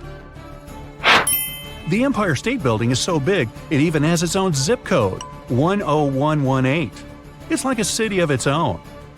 If you're on the street and somebody drops a penny from the top of the Empire State Building, no worries. The faster it falls, the more air resistance increases, so it won't reach a speed high enough to cause much harm. It still might sting a little though. Scientists discovered a unique species of ant that only live in New York City. They were found in just one 14-block strip. They've been nicknamed Manhattans. Sounds like one of my puns, but no, I can't claim credit. The United States' first ever commercial passenger flight happened in 1914. It took just 23 minutes and only traveled a short distance within Florida, from St. Petersburg to Tampa. Yet people paid $400 for the luxury, which would be $8,500 today. The oldest city in the U.S. that has been continuously inhabited is St. Augustine, Florida. It was founded in 1565. Mount Everest is famous for being the tallest mountain in the world, but that's only true if you consider mountains that are above sea level. There's a volcano in Hawaii called Mauna Kea that's actually taller if you measure from its bottom at the seafloor. It is 33,500 feet tall from base to peak, while Mount Everest measures in at a little bit more than 29,000 feet. When in Hawaii, try not to get too close to Kilauea. It's one of the most active volcanoes on our planet. It's been constantly erupting for over 35 years now. The longest it's been inactive was around 18 years, all the way back to the middle of the 20th century. The United States, China, and Argentina are home to the most dinosaur fossils in the world. They have the most individual fossils and the widest variety of species. Speaking of fossils, Hollywood has been around making movies for more than 100 years, from 1910 to be precise. The wild Mustang is an iconic animal and likely one of the main things that comes to your mind when you picture the old American West. But Mustangs are not native to the States. They were actually imported during the 16th century. In 2019, farmers in the U.S. produced over 13.5 billion bushels of corn. Wow! That amount could fill almost 70 million football fields. Hey, what would happen if we popped all that corn? The Statue of Liberty was gifted to the United States by France. Part of its intended use originally was to be as a lighthouse. It guided ships for 16 years, using its torch that was visible from 24 miles away. The U.S. decided to send a similar gift back and gave France a smaller Statue of Liberty 3 years later. You can still see that one today. It's currently in Paris.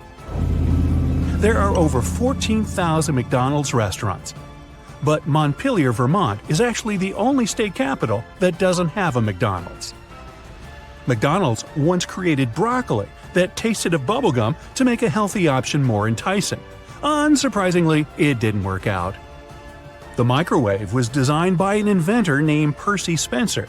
His amazing creation was only rewarded with a $2 bonus, $29 accounting for inflation. The USA prints 26 million bills a day.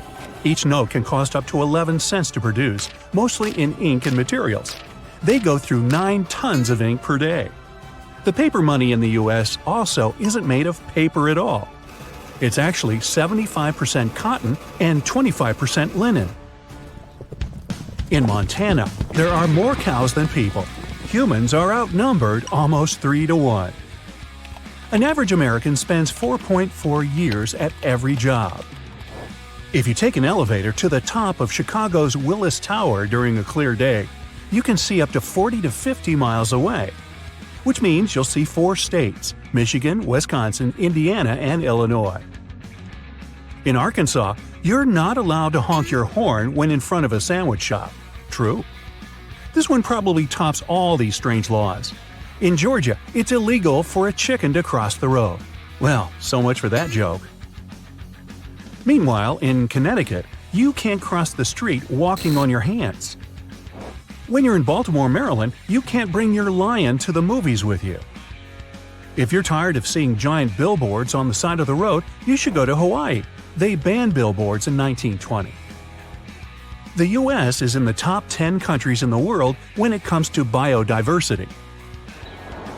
3/4 of the world's tornadoes happen in the U.S. Gee, aren't we lucky?